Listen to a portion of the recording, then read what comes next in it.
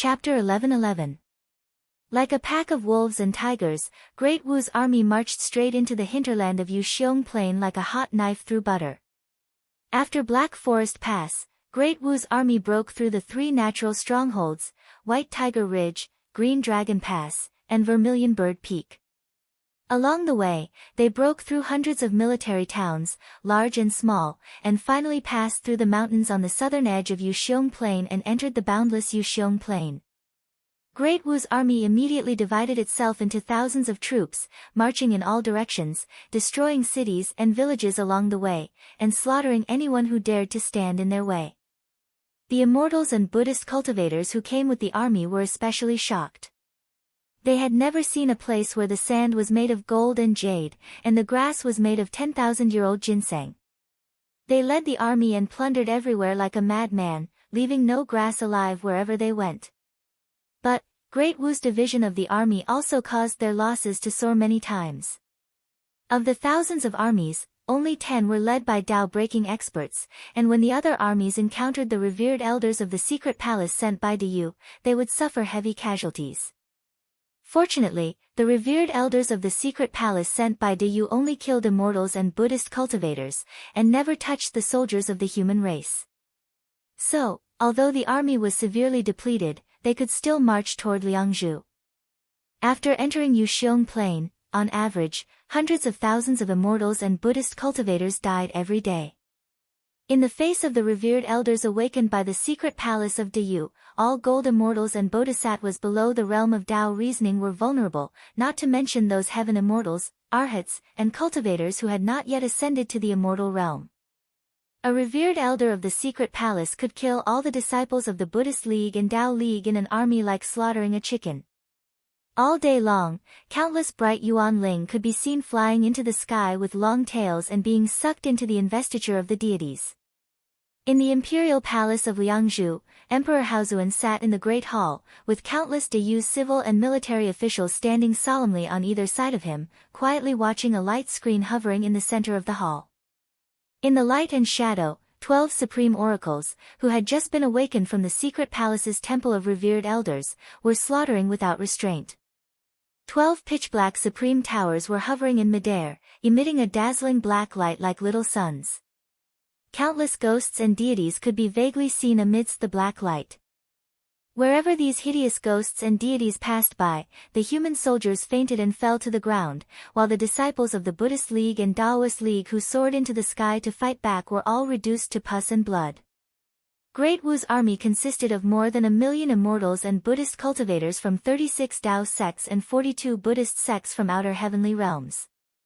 The sect masters and elders of the various sects were all golden immortals, and there were nearly 10,000 of them.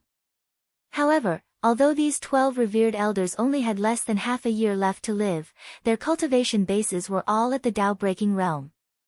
For 10,000 gold immortals to fight back against the attack of 12 supreme oracles was like 10,000 mortals trying to fight a peak-level gold immortal. Standing on the top of the supreme towers, the 12 oracles just smiled sinisterly as they looked down. The evil ghosts and deities they had summoned had surrounded the entire camp of the army, and no matter how hard the immortals and Buddhist cultivators tried to break through, they could not break through. In just 2 hours, the disciples of the 36 Taoist sects and the 42 Buddhist sects, who had formed the formation to protect themselves, were all killed or wounded. From the gold immortals with the highest cultivation base to the ordinary disciples who had just formed their gold cores, everyone was reduced to a pool of blood. Millions of yuanling flew up into the sky and went straight toward the Daluotian army with shrill howls. Emperor Haozuan suddenly laughed. "That's cruel." Standing next to Emperor Haozuan, King Yangshan shook his head and said with a sigh, "How cruel." In any case, these immortals, bodhisattvas, and arhats, although they are only their outer disciples, they are, after all, their juniors. How could they be so cruel? Gao, standing at the front of the crowd of courtiers in the Great Hall, sneered and said, "I wonder if they have gathered enough people for the investiture of deities." The investiture of deities in the 3 realms is based on the heavenly Tao, so the number of deities is enormous. Mountains have mountain gods, rivers have water gods, villages have land gods, and cities have city gods. Not to mention how many mountains and rivers there are on Panga continent. Just the first-grade province of Diyu alone has 100 counties, 10,000 cities, hundreds of thousands of towns, and more than 1,000,000 villages. Emperor Haozuan counted on his fingers how many first-grade provinces there were in Great Yu, and how each of them had 300 provinces under their rule. If that was the case, it would take an astronomical number of gods to confer the title of divinity within Great Yu's territory. All the courtiers of Diyu in the Great Hall laughed sinisterly, as if they were having convulsions. They had roughly calculated the number. If they wanted to assign a city god to all the cities in Diyu and a land god to all the towns and villages, not to mention the nether soldiers and laborers under these city gods and land gods, the number of people should be enough to drive the 7 Buddhist patriarchs and 9 Tao patriarchs crazy.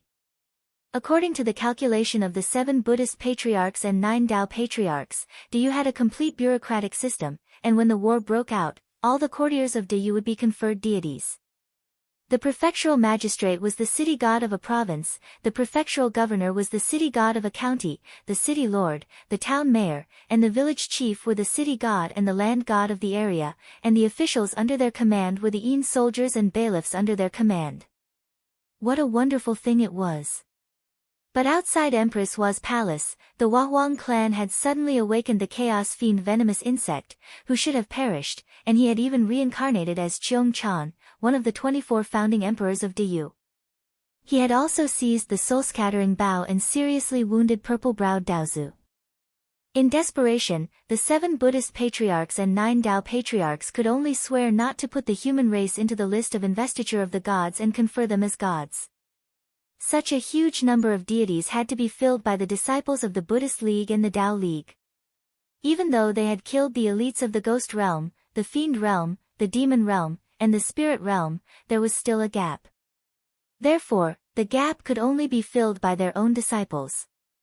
Naturally, Diyu was happy to be the executioner and kill mercilessly. The practical reason was obvious. When Great Wu invaded Diyu, in the face of a war of annihilation, and when the essence of Diyu's power was still intact, Great Wu should have joined forces and gone straight to Liangzhu to kill the higher-ups of Diyu. But, as soon as Great Wu entered Yuxiong Plain, they immediately divided their forces into more than 1,000 armies that did not cooperate with each other. This was to make it easier for Diyu to kill at will. They are too cruel. The courtiers in the Great Hall laughed in unison and criticized the 7 Buddhist patriarchs and 9 Tao patriarchs for their ruthlessness. The 7 Buddhist patriarchs and 9 Tao patriarchs had always claimed that once a person entered the list of investiture of the gods, he would be conferred a deity of the heavenly Tao. As long as the heavenly Tao existed, the gods would not perish. But, the Huang clan had long issued an edict to explain the mystery to the higher-ups of Diyu. As long as the heavenly Tao was not in chaos, the deity thrones would exist forever. If the heavenly Tao was in chaos, the deity thrones would be the first to bear the brunt. If the apocalypse of heaven and earth came again, these conferred deities would be shields. They could withstand it, but they would have to take some risks. But, if they could not withstand it, the heavenly Tao would be in chaos, and they would immediately be crushed into powder, losing even the chance to be reincarnated. The light screen continued to change, and soon, 2 more armies of Great Wu were slaughtered mercilessly by revered elders of Diyu.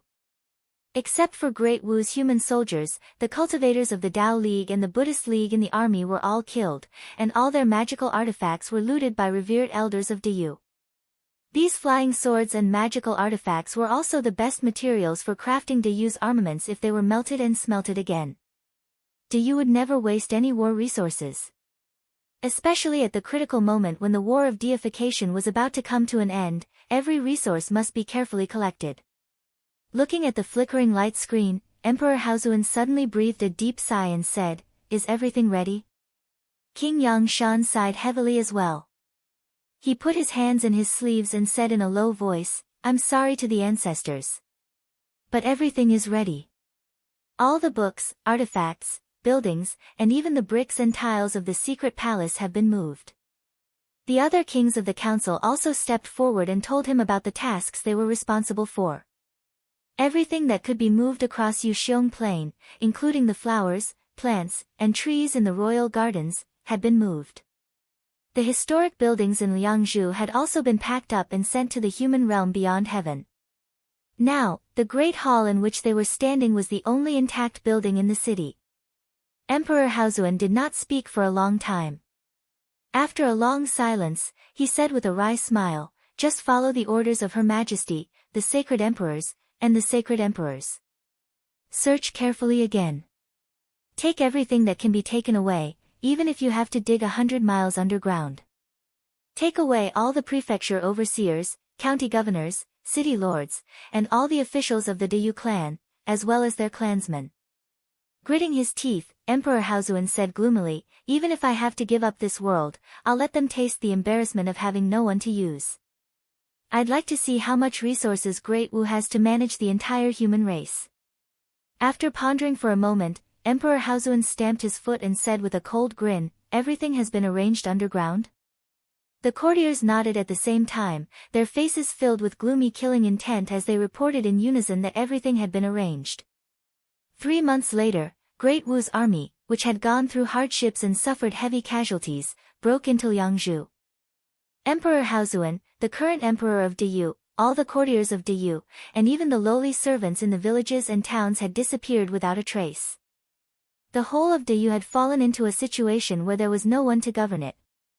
Also gone were the countless treasures that Dayu had accumulated over the generations. In the vast Yuxiong plain, everything that could be looted was taken away, except for the mountains and rivers. In the words of the exasperated Liu Bang, Yuxiong plain had become cleaner than a rice bowl that had been licked by 1,000 dogs. The higher-ups of Dayu moved all the civil and military officials, all the well-trained soldiers, and a large number of people to the human realm beyond heaven. After that, the Wahuang clan and the many Dao-fusing saints of the Saint Alliance issued an edict at the same time. From today on, the human realm beyond heaven was completely sealed off, and anyone who dared to invade would be killed by the Wahuang clan and the others. Like a game, Great Yu, which had ruled Pangu continent for countless generations, disappeared overnight. A yellow dragon flag was erected listlessly on the ground where Great Yu used to be, which had been almost plundered to the ground. Standing under the flag was Liu Bang, who was looking at the empty Liangzhu and cursing angrily. Not even a copper coin was left. "You are too good at looting." Chapter 11-12. Liangzhu city was as clean as a mirror. Right in the middle of it all was a flagpole that was over 1,000 feet tall, standing upright and full of vigor. A yellow dragon flag was fluttering listlessly on top of the flagpole. Clad in a 9-dragon robe, Liu Bang stood under the flagpole, looking around blankly. Clean, very clean, just like how Liu Bang described a rice bowl that had been licked by 1,000 fierce dogs. Liangzhu city was so clean that not even a grain of sand could be found, not even a blade of grass could be found. The city walls were gone, the buildings were gone, the gardens were gone, and the pots, bowls, ladles, and bowls were all gone. Even the riverbeds of the few rivers that flowed by the city had been dug hundreds of miles deep, and all the precious pearls and jades in the rivers had been dug out. Originally, there were many mountains around Liangzhu, and there were many mines in these mountains, with all kinds of rare minerals. Countless rare trees grew in these mines, and for cultivators, a bowl of sap from these rare trees could be used to concoct supreme-grade spirit pills. Under these trees, countless spirit herbs grew naturally. The whole Yuxiong plain was a great treasure vault. But now, with Liangzhu as the center, except for some mountains and rivers in the south, all the mountains in the east, north, and west had been uprooted and taken away by someone with a mighty divine ability. Of course, none of the mineral veins in the mountains were left, and even the earth veins under the mountains were dug hundreds of miles deep. The soil, which was rich in natural energy and had been purified by the sun and the moon for countless years, had become the best spirit soil, had all been dug away. The whole Yuxiong plain had sunk 100 miles deep. Except for Liangzhu, which still maintained its original height, the whole Yuxiong plain had sunk 100 miles deep. Although the soil 100 miles deep was nourished by natural energy, as it had never been illuminated by the sun, the moon, and the stars, it contained a trace of cold energy from the depths of the earth.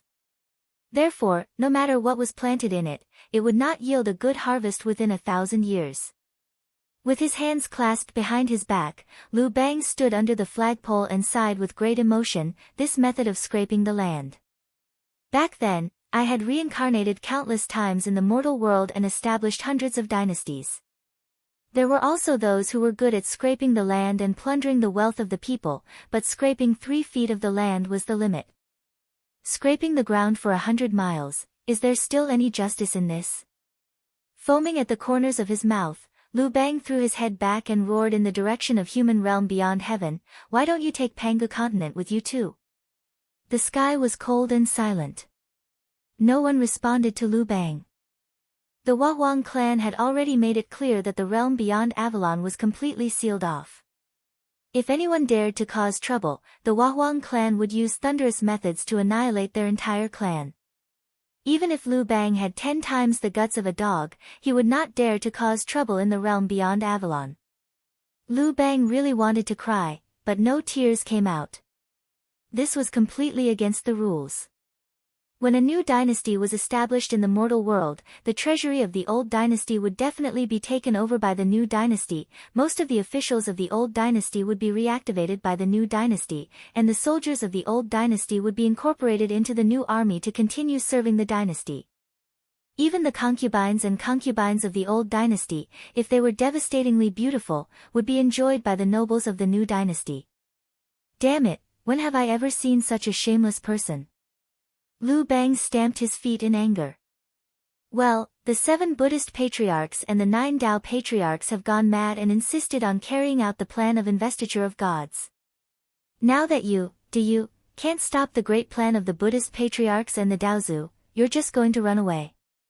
Since you've given up the throne of the human emperor, why did you take those worldly possessions with you? Not a single copper coin was left for him, not a single scroll was left, not even a single useful civil or military official was left for him. Damn it!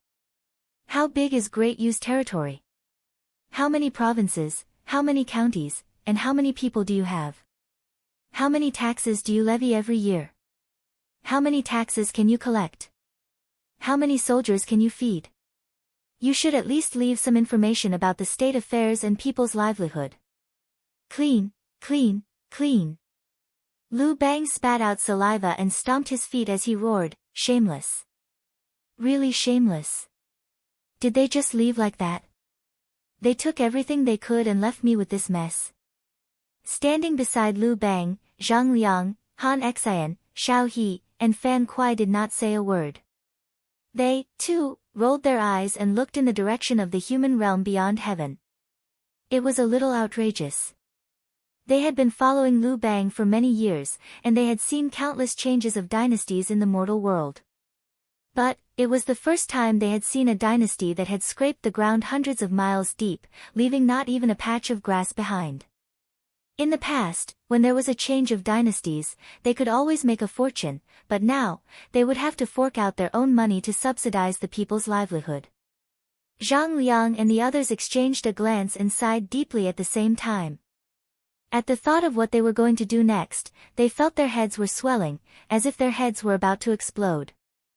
They had to quickly survey the territory of Diyu, redraw the administrative regions of Diyu, appoint officials of provinces, counties, cities, and villages, and deploy soldiers to various military locations in Diyu. They had to quickly consolidate power. But, when he thought of the policies Diyu had formulated over the years, Zhang Liang wished he could imitate Lu Bang and curse at the sky. In Diyu, except for the sons of the aristocratic clans who could receive all kinds of education, the common people could not even write. They could only obey the guidance of officials and oracles, sowing, harvesting, weaving, or breeding livestock according to the 4 seasons. Now that Emperor Haozuan had fled to the human realm beyond heaven with all the sons of the aristocratic clans in Diyu, it was hard to find anyone who could read in the vast land of Diyu. How could one teach them how to govern a place when they could not even read? They simply did not have the ability. Buddhism League supported the Shizo dynasty, and Tao League supported the Ling dynasty, so the 2 great states had enough backup bureaucrats. But, during the war between the 2 states, most of the officials and generals were killed or wounded, and when Lu Bang rose to power, he only relied on Great Wu's few officials. But, how little did Great Wu have? Originally, Great Wu was a small kingdom in outer heavenly realms, but Wu Qi had used some means to accelerate its growth. The officials of Great Wu were more than enough to govern 3 to 5 provinces the size of Diyu. But, there were more than 10,000 first-grade provinces in Diyu alone, and there were more than 1,000,000 in the other provinces. How many officials were needed? Zhang Liang was the #1 man in administration and logistics at Liu Bang's side, but when he thought of the mess he had taken over, he had the urge to slit his own throat and commit suicide. According to his calculation, it would take Great Wu 300 to 500 years to cultivate enough bureaucrats to take over the whole Diyu with its national strength alone. A change of dynasty would take 300 to 500 years to cultivate the most basic bureaucratic system. At the thought of this, Zhang Liang felt his throat was filled with the taste of blood. He had seen bullies, but he had never seen anyone like Diyu. A gust of wind blew past the crowd. Liu Bang threw his head back and sighed for a while. Suddenly, his eyes became extremely steady and determined. He threw his head back and laughed. What a blessing from heaven! Great Wu has really replaced Great Yu. The road ahead is full of hardships and twists, but as long as we are of one mind, we will surely make the country rich and the people strong, and let all the people live in peace. Liu Bang applauded and cried out, "Come on! Today is a joyous day. Prepare a banquet quickly, and I'll celebrate with all the immortals." A few large leaves were rolled up by the gust of wind and slapped hard on Liu Bang. The leaves were shriveled and yellow, and there was no energy left in them. Presumably, that was why they were left on Yuxiong Plain. The leaves shattered as soon as they touched Liu Bang, turning into many tiny leaves that drifted away in the wind. The crowd was speechless. They stared blankly at the drifting leaves, unable to say a word. How lonely the scene was. Coupled with the city of Liangzhu, which was as clean as a mirror, it did not look like the capital of a country that had just changed dynasties, but a gathering place for countless beggars. Reverend Shouzhua smacked his lips, waved the horsetail whisk in his hand, and said with a dry smile, "Let's stop the banquet for the time being.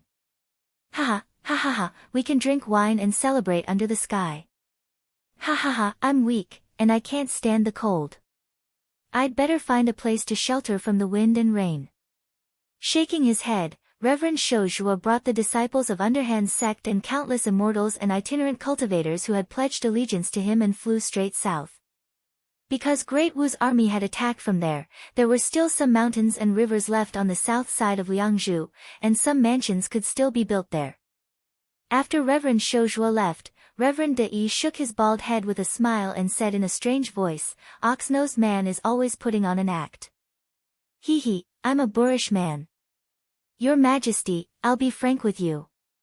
Your capital is in such a dilapidated state, and you don't even have a house, and you still want to celebrate a joyous day? What is there to celebrate? What is there to celebrate? What is there to celebrate? To celebrate that you've got this piece of land that looks like a dilapidated kiln?" Shaking his head, Reverend De Yi heaved a long sigh and said, "Damn it. I don't have the appetite to eat wind and drink dew here. My children, follow me to the south and seize a few good mountains and rivers to build your sect. Don't let that ox-nosed man monopolize them." Behind Venerable De Yi, the Buddhist cultivators of the Chan Monastery of Great Naga, the immortals and independent cultivators who had pledged allegiance to him, as well as the many demons and monsters he had recruited, let out a great roar at the same time. They all rose up with golden, auspicious clouds and demonic winds, rolling off towards the south. Liu Bang was so infuriated by Reverend De Yi and Reverend Shouzhua that he almost vomited blood. His eyes were wide open as he stared at the clean Liangzhu around him, his hands twitching like chicken claws. He looked like he could not wait to draw his blade and kill someone. On the other hand, the revered Buddha of the Buddhist League and the sect masters of the Tao League who had accompanied the army all the way here sat cross-legged on their lotus thrones and clouds, looking down at their faces as if they had not heard Reverend Shouzhua and Reverend De Yi's complaints. They were also very dissatisfied with the way Liu Bang had been handled. "Prepare a feast to celebrate. You, Liu Bang, are shameless enough to celebrate your victory in this godforsaken place, but these peak experts of Buddhism and Taoism are shameless enough to accompany you in your madness." Reverend De Yi was right. This place is like a dilapidated kiln, yet Liu Bang is bold enough to invite these lofty revered Buddha of the Buddhist League and sect masters to eat and drink in a place like this? Do you think you're sending off beggars? If it were not for the fact that Daozu had chosen Liu Bang as the human emperor, these revered Buddha of the Buddhist League and sect masters would have humiliated him a long time ago. Liu Bang glanced gloomily at the revered Buddha of the Buddhist League and sect masters who did not respond to his suggestion at all. He lowered his head helplessly. Set up camp.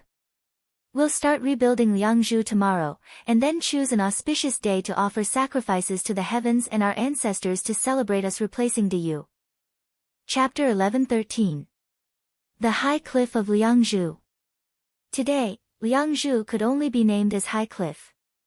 The vast Yuxiong plain had been scraped 100 miles into the ground, but the original site of Liangzhu, which was about 1,000 miles in circumference, was still standing. Surrounded by 100-mile abyss, Liangzhu stood alone. What else could it be if not a high cliff? On the eastern edge of the cliff was a row of neatly erected reed huts in Chichi. Many sect masters of the Tao League were sitting cross-legged on cloud platforms, their heads glowing with auspicious clouds. Lotuses of various colors could be seen drifting in the clouds, and specks of golden light dripped down along the edges of the clouds like pearls and pearls. At Daozu's order, these sect masters of the Tao League had come to help Liu Bang. In addition to themselves, they had also brought many of their disciples with them. A group of immortals had gathered under the reed huts, all silent and meditating on the cloud platforms. The higher-ups of Diyu had fled, and Liu Bang had replaced them. But Liu Bang had not really unified Diyu yet. Now, apart from Liangzhu, which had fallen into Liu Bang's hands, the whole Panga continent was in a state of anarchy, and there were all kinds of troubles. And all of these troubles required the support of the Tao League's immortals for Liu Bang. So, these immortals sat quietly under the reed huts, feasting on the wind and drinking dew. In the distance, the lights were brightly lit. Liu Bang's army was slaughtering cattle and sheep to celebrate their victory. The aroma of wine and meat wafted into the air, making the immortals frown and shake their heads. On the western edge of Liangzhu's high cliff was a row of reed huts as well, neatly arranged. The world venerables of the Buddhist League were sitting cross-legged on lotus platforms with their disciples under the reed huts. One of them was reciting mantras and explaining the wonders of the Buddhist League. At the same time, all the world venerables of the Buddhist League emitted auspicious lights from the top of their heads. Images of flying apsaras, heavenly dragons, rocks, and vajras shone in the void, fighting against the auspicious clouds emitted by the Tao League's immortals hundreds of miles to the east. Apart from the core disciples of the Buddhist League and Taoist League in the east and west camps, there were not many immortals and Buddhist cultivators left in Liu Bang's army. Along the way, from the southern region to Liangzhu, Liu Bang split up his army and killed almost all the cultivators in the army under the instruction of the leaders of the Buddhist and Taoist sections. Even some primordial immortals and Buddhas from a few powerful immortal sects were killed by Dayu's revered elders from the secret palace. These Tao reasoning realm existences were also extremely talented people. They cultivated arduously as mortals, and it wasn't easy for them to reach their current cultivation level. They even established a great foundation. Unfortunately, they were not the direct disciples of Buddhism or Taoism, nor were they the direct disciples of the 7 Buddhist patriarchs and 9 Tao patriarchs. Therefore, they could only be cannon fodder in this battle. After all, there were too many people in the 3 realms who lacked divine positions. Many of the high-grade divine positions could only be filled by Tao reasoning primordial immortals and Buddhas, and they were sent to the investiture of the gods to fill those divine positions. The almighty experts of the Buddhist and Taoist sects in the east and west were sitting quietly, while Liu Bang's army was feasting and celebrating the victory. In a corner of Liu Bang's camp, some lucky survivors of the fierce battle were weeping and chanting sutras to expiate the souls of their elders. The elders of these cultivators from small immortal sects in outer heavenly realms were all killed by the revered elders from Dayu's secret palace, and they were the only ones who managed to escape. But, their cultivation bases were low, and their aptitudes were extremely poor, so the almighty experts of the Buddhist League and Taoist League did not think highly of them. As Liu Bang was planning how to burn the bridge after crossing it, how could he care less about their lives? Tens of thousands of young cultivators who had survived secretly gathered in the corners of the camp, burning a few incense sticks, burning a few pieces of paper money, and singing a few lines of sutras for the souls of their elders who had died in the battle. This was also a way to show their sincerity. Everyone thought that it was a great victory for Diyu to abandon Liangzhu. Since then, the human race had truly fallen into the hands of Tao League and Buddhist League.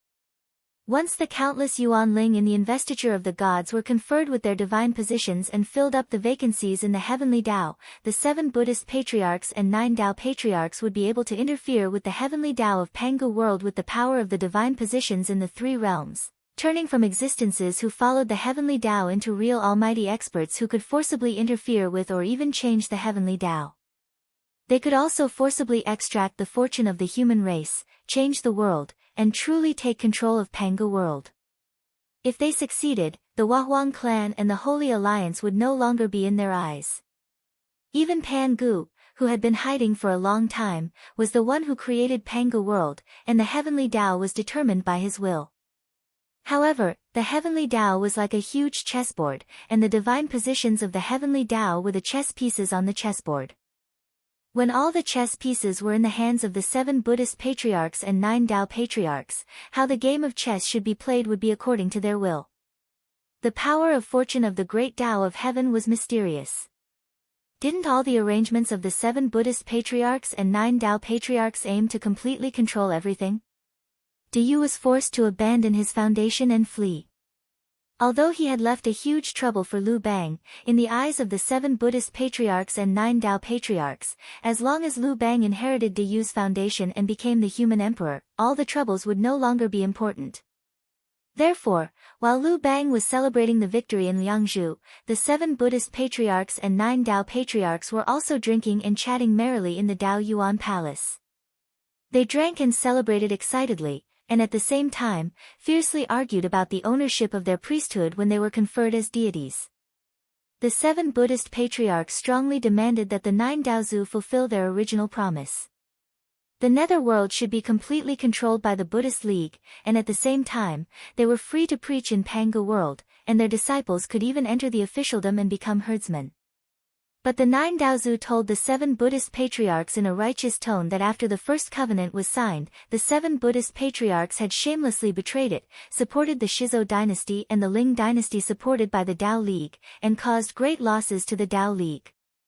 Therefore, the conditions that the 9 Daozu had promised them had to be lowered. The disciples of the Buddhist League could only preach in outer heavenly realms, and Pangu continent could not interfere.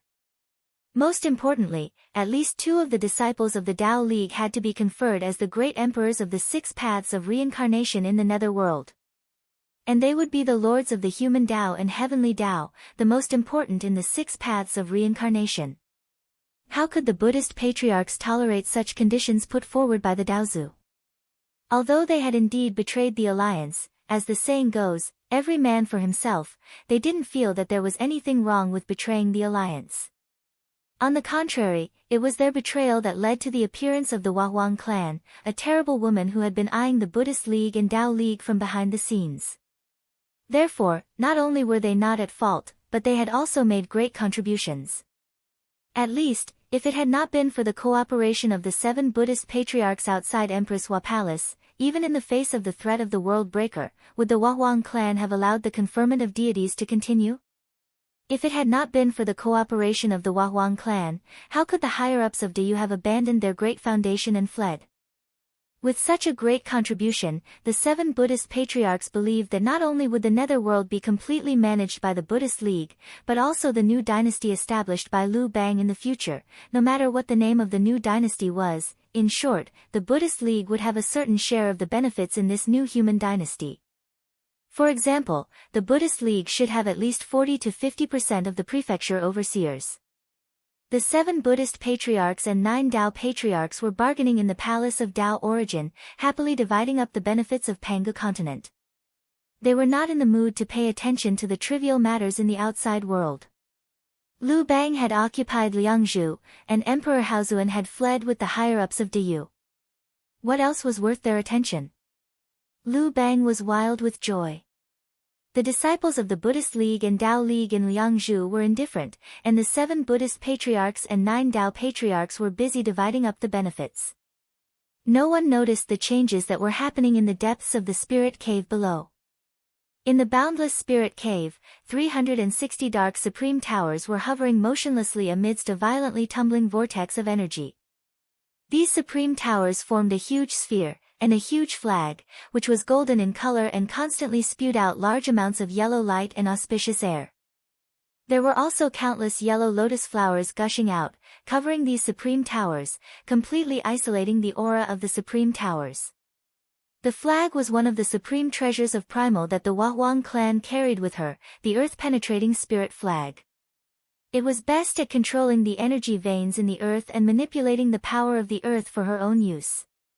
The sky-veiling flag of chaos in Wuqi's hand was much stronger than the earth-penetrating spirit flag, but when it came to concealing aura and isolating the eyes and ears of outsiders, it was no match for the earth-penetrating spirit flag. In the center of the sphere formed by the 360 supreme towers, a fiend fetus of the earth-poisonous flame was growing rapidly. This fiend fetus was between a living creature and a non-living creature. With a mystic art, the oracles of the Thousand Spirit Palace of Dayu had fused the reproductive cells of some fiends into the energy veins in the Earth's core, allowing it to absorb the endless poisonous flame and develop into an embryo. Once it matured, it had the power to destroy everything in the world. In the sphere formed by the Supreme Towers, the speed of time was nearly 100 million times faster. The fiend fetus, which should have taken tens of thousands of years to mature, was about to break out of its shell in just one day. The moment it did, all the supreme towers disintegrated at the same time, and countless thunderbolts from the earth veins secretly concocted by the Directorate of Celestials of Dayu shot out and smashed straight into the fiend fetus. A deafening boom rang out as the earth-shaking flag vanished into thin air, while the fiend fetus, which was about to break out of its shell, was blown to pieces. Boundless fiend flame and resentment towered into the sky, rushing upward along the energy passages that had been laid out in advance on the cliff of Liangzhu. The cliff of Liangzhu, which stood 100 miles high, was densely covered with 108 layers of formations of the fiend-slaying sword formation. The fiend flame had smashed the formations along the way, but every time it passed through a formation, a part of the flame would be transformed into terrible sword energy. Wrapped in the sword energy, the fiend flame rushed up layer by layer, and when it reached the ground, all the flame was transformed into an invincible sword energy. Suddenly, millions of dazzling light spots burst out of the ground, and a vast amount of sword energy shot out of them. The sword energy soared straight into the sky, wrapping the entire cliff of Liangzhu tightly. Ignoring the generals and soldiers of the human race who were celebrating wildly, the sword energy went straight toward the cultivators of the Buddhist League and the Tao League on the cliff of Liangzhu. The world exalt of the Buddhist League, who was preaching the profound truths of the Buddhist League, bore the brunt of the attack. A dragon-shaped sword energy whistled through his body. The world exalt was stunned for a brief moment, and then 18 golden heads the size of water tanks were cut off from his golden body. Purple and gold blood sprayed all over the sky. This was only the first drop of blood tonight. Soon, a large cloud of blood mist enveloped the entire cliff of Liangzhu. With the fate of Dayu as the sacrifice, the self-sacrifice of 36,000 revered elders of the secret palace, the enormous power of the earth veins gathered in Yuxiong Plain, and the 108 layers of sword formations personally crafted by the Wahuang clan, the power unleashed was enough to kill all existences below the realm of Tao fusing saints. The blood mist enveloped the surroundings, and even the moon in the sky had turned a strange blood color. Chapter 11:14. Lu Bang stood blankly in the center of the camp, staring in panic at the sword energies that filled the sky. He was surrounded by a large number of elite generals and civil ministers, and all of them were staring blankly up at the sky like toads that had been struck by lightning. No one could react at all. A plume of purple smoke wheeled over Lu Bang's head, in which 9 giant dragons were wheeling and letting out deep roars as they protected the area 100 miles around Lu Bang. As soon as the sword energies touched the mighty pressure emanating from the dragons, they immediately retreated and turned around to slash into the distance. Apart from the area 100 miles around Lu Bang, which was absolutely safe, miserable howls of despair could be heard coming from every corner of the camp. The human soldiers were safe, but the immortal cultivators and Buddhist cultivators whom Liu Bang had recruited and only pledged allegiance to him were slaughtered. How could these itinerant cultivators, most of whom were only heaven immortals, resist the terrible sword energies that could cut even Tao-breaking experts in half with a single slash? Wherever the sword energies passed, all the cultivators were cut to pieces. Streams of Yuan Ling shot up into the sky and were sucked into the investiture of the gods. Under the tents on the east and west sides of the camp, the world exalts and sect leaders all unleashed their supreme treasures of primal and horror, hoping that these powerful treasures could save their lives. But, these treasures, which were usually invincible and indestructible, seemed to be greatly suppressed today. Their light had dimmed and were trembling, and they could not play any role at all. All the world exalts and sect leaders could only rely on their cultivation base to resist the incoming sword energies. But, the endless sword energies contained the terrible heat of the poisonous flame in the earth's core, an irresistible pressure, and a suffocating aura of the law of heavenly Tao. It was as if the whole world was stirring and trying to kill them. What they were facing was not ordinary sword energies, but a terrible attack that was similar to the wrath of the heavens. The laws of the great Tao in this part of the void had been twisted by someone with a mighty divine ability. The laws of the great Tao over Yuxiong Plain were filled with a fierce, killing intent, and all the power of the great Tao had been transformed into an aura of slaughter, an aura that could kill all cultivators. Unless Liu Bang possessed the aura of the human emperor, and unless he practiced the orthodox cultivation technique of the human race, any other cultivator who dared to approach Yuxiong Plain tonight would be killed by the peerless sword energies. A few miserable howls rang out as the immortal energies around the few world venerables and sect masters were sliced apart by the sword energy layer by layer. Their attainments of Tao were wiped clean, and not long after that, their golden Dharma bodies were shattered. Even their immortal souls and relics were crushed by the sword energy. Only their prime original spirit floated up with the wind and was sucked into the investiture of deities from a distance away. In just a quarter of an hour, all the immortals and Buddhas on the high cliff in Liangzhu were killed, and so were the immortals and Buddhas whom Liu Bang had painstakingly recruited to be loyal to him. But, the whistling sword energies did not stop there. Countless sword energies converged into a terrible sword beam that was 100 miles wide and tens of thousands of miles long, shooting straight toward the south of Liangzhu with a murderous aura. Dei Supremacy and Lord Shoujua had just found a few good cave abodes in the surviving mountains in the south of Liangzhu, and had just settled down their disciples and the immortals and Buddhas who had pledged allegiance to them. They had been sitting in the cave, glancing at each other and provoking each other. Abruptly, through their spirit powers, they sensed the earth-shaking change happening in the sky above Liangzhu city. They quivered in fright and immediately leaped up from the ground. They knew that this was an ambush set up by the Wahuang clan, but now that they were in Yuxiong Plain, the deadly sword formation would drag them all into it. Not daring to be careless, they hurriedly called for all their disciples to gather around them. A beam of light shot out from the center of Lord Shoujua's brows, sucking the disciples of the underhand sect and some of the immortals who had pledged allegiance to him into his interstitial world. After that, he transformed into a beam of light and fled toward the south. Dei Supremacy did the same. Lotus flowers bloomed in his hands, and the 3,000 Buddhist kingdoms he had condensed were all opened up. He hurriedly shoved the disciples of the Chan monastery of Great Naga and some of the immortals and Buddhas who had pledged allegiance to him into the Buddhist kingdoms, then hurriedly transformed into a gust of fragrant wind and fled. The two of them had only fled less than 100,000 miles when a startling sword beam came whistling over from behind. The countless immortals and Buddhas they had left behind in the mountains in time suffered a great disaster at the same time. Countless immortals and Buddhas were struck by the sudden explosion of sword energy, and all of their immortal bodies and golden bodies were shattered. Their immortal souls and relics disintegrated at the same time, leaving countless Yuan Ling howling as they were sucked into the investiture of the gods. The sword rainbow converged again and chased after heavenly venerable De Yi and esteemed monk Shoujua. They dared not to be careless any longer. The sword beam had the terrible power to kill their golden bodies. They no longer bothered to hide their strength, and unleashed the power of the peak of the Tao-breaking realm. Lord Shoujua unleashed the grand pure one-star pedestal tower. Countless starlights swirled around him, and with the power of the stars in the universe, he had left Yuxiong Plain in the blink of an eye.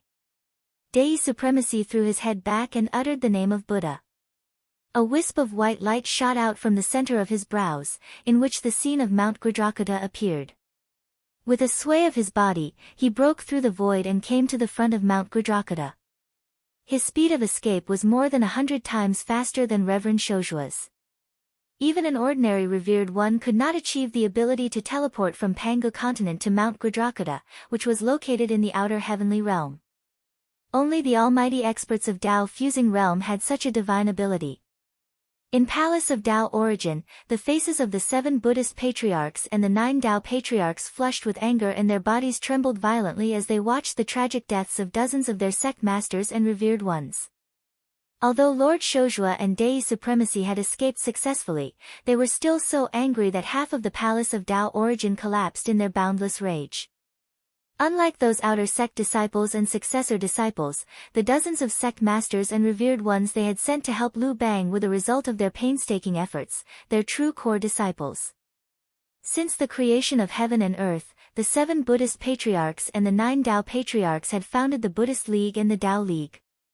They had lost countless disciples in countless apocalypses.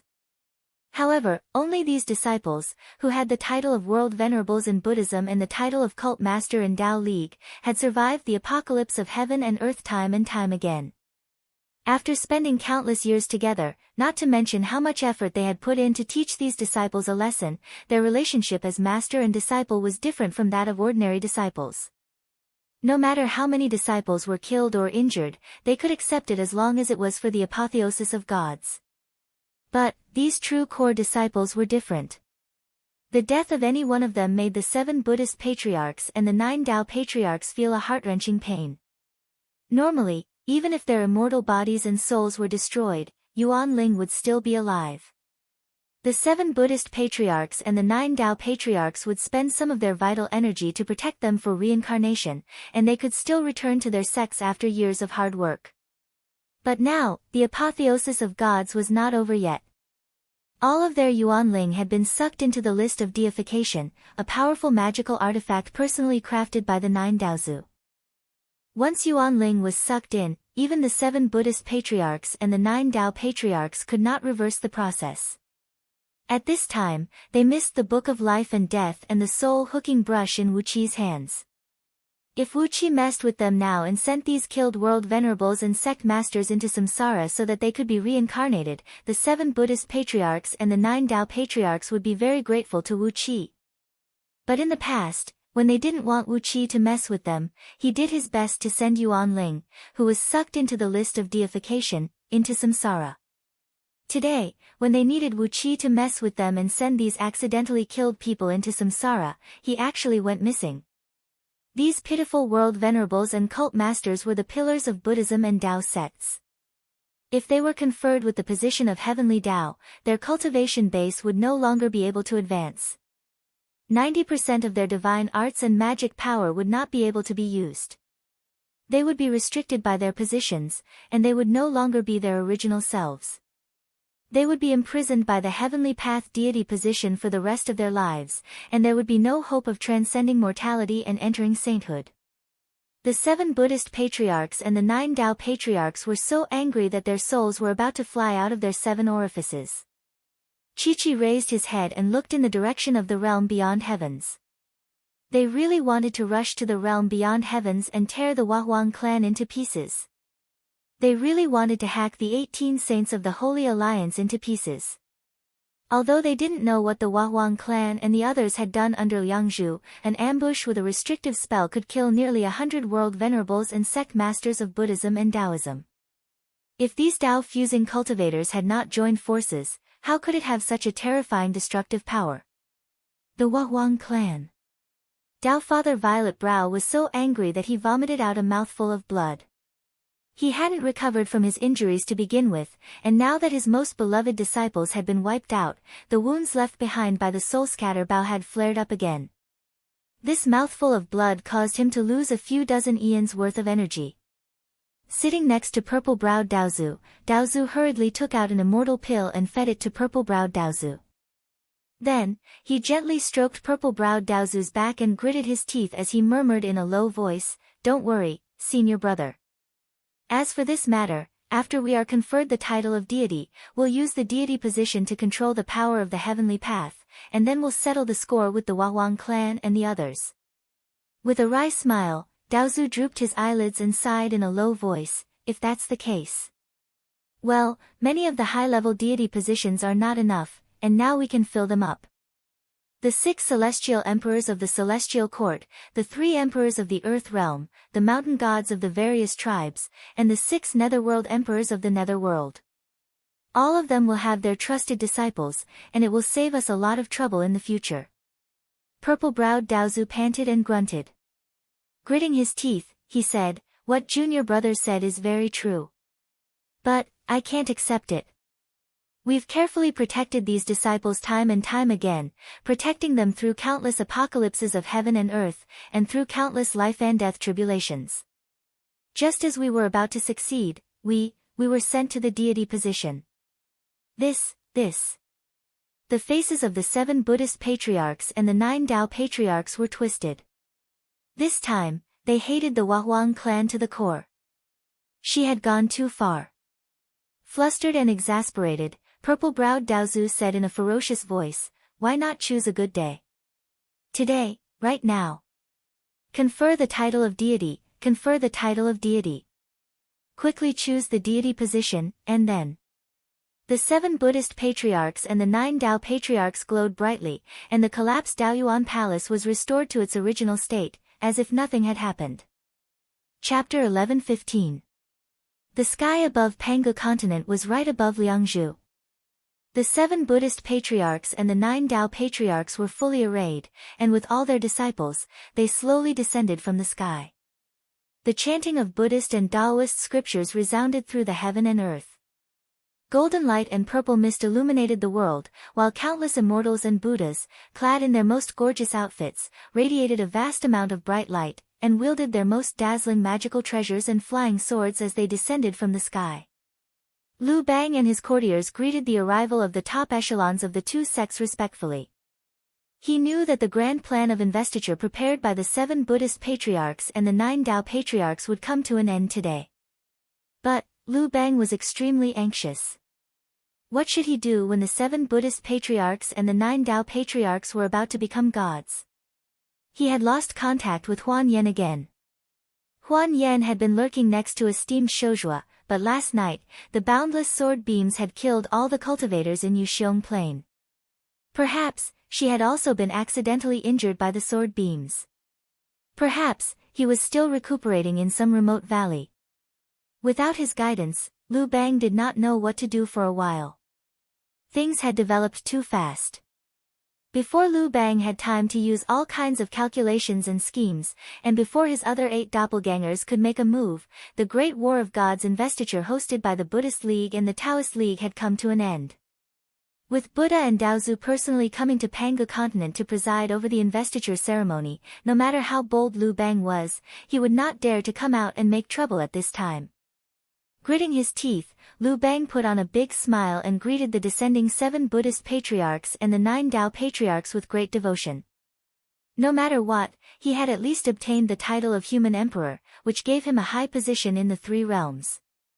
When he had gathered the fortune of the human race and the immeasurable virtues of the human race, he would have a chance to fuse with the Tao, and when that time came, it's a pity that I don't know where the soul fixation pearl is.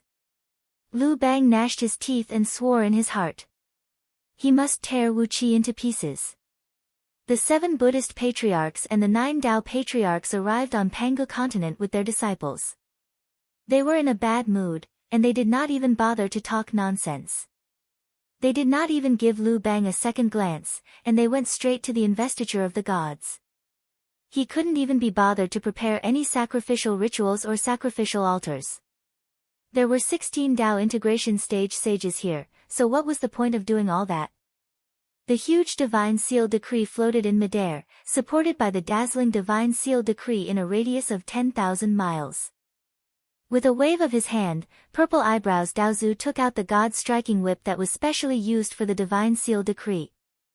As soon as the whip appeared, the surrounding sky was suddenly plunged into darkness. The sun and the moon hung high in the sky, but they were dim.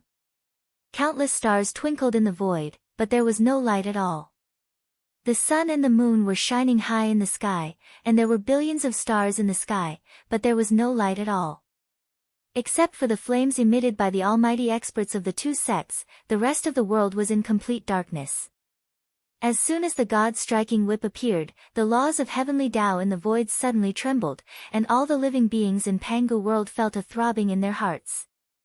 The almighty experts and countless disciples of the two sects praised in unison, praising Daozu and the Buddhist patriarchs for appointing the gods of the heavenly Tao. From then on, the heavenly Tao was completed, and the laws of heavenly Tao were stabilized. From then on, Pangu world would be clear, and billions of living beings could live and work in peace and contentment, without any more disasters. There was a mountain god to protect the production of the forest, there was a land god to make the land fertile, there was a water god to ensure good weather, and there was a city god to judge the grievances of the world. Billions of deities had their own duties, and all the rules of the world, human relationships, and laws were all supervised by the deities. Holding the whip, Purple Eyebrows looked at Lu Bang first. He narrowed his eyes and stared at Lu Bang for a while, then abruptly said in a deep voice, "Lu Bang, the king of Han, disrespected the Tao of Kings.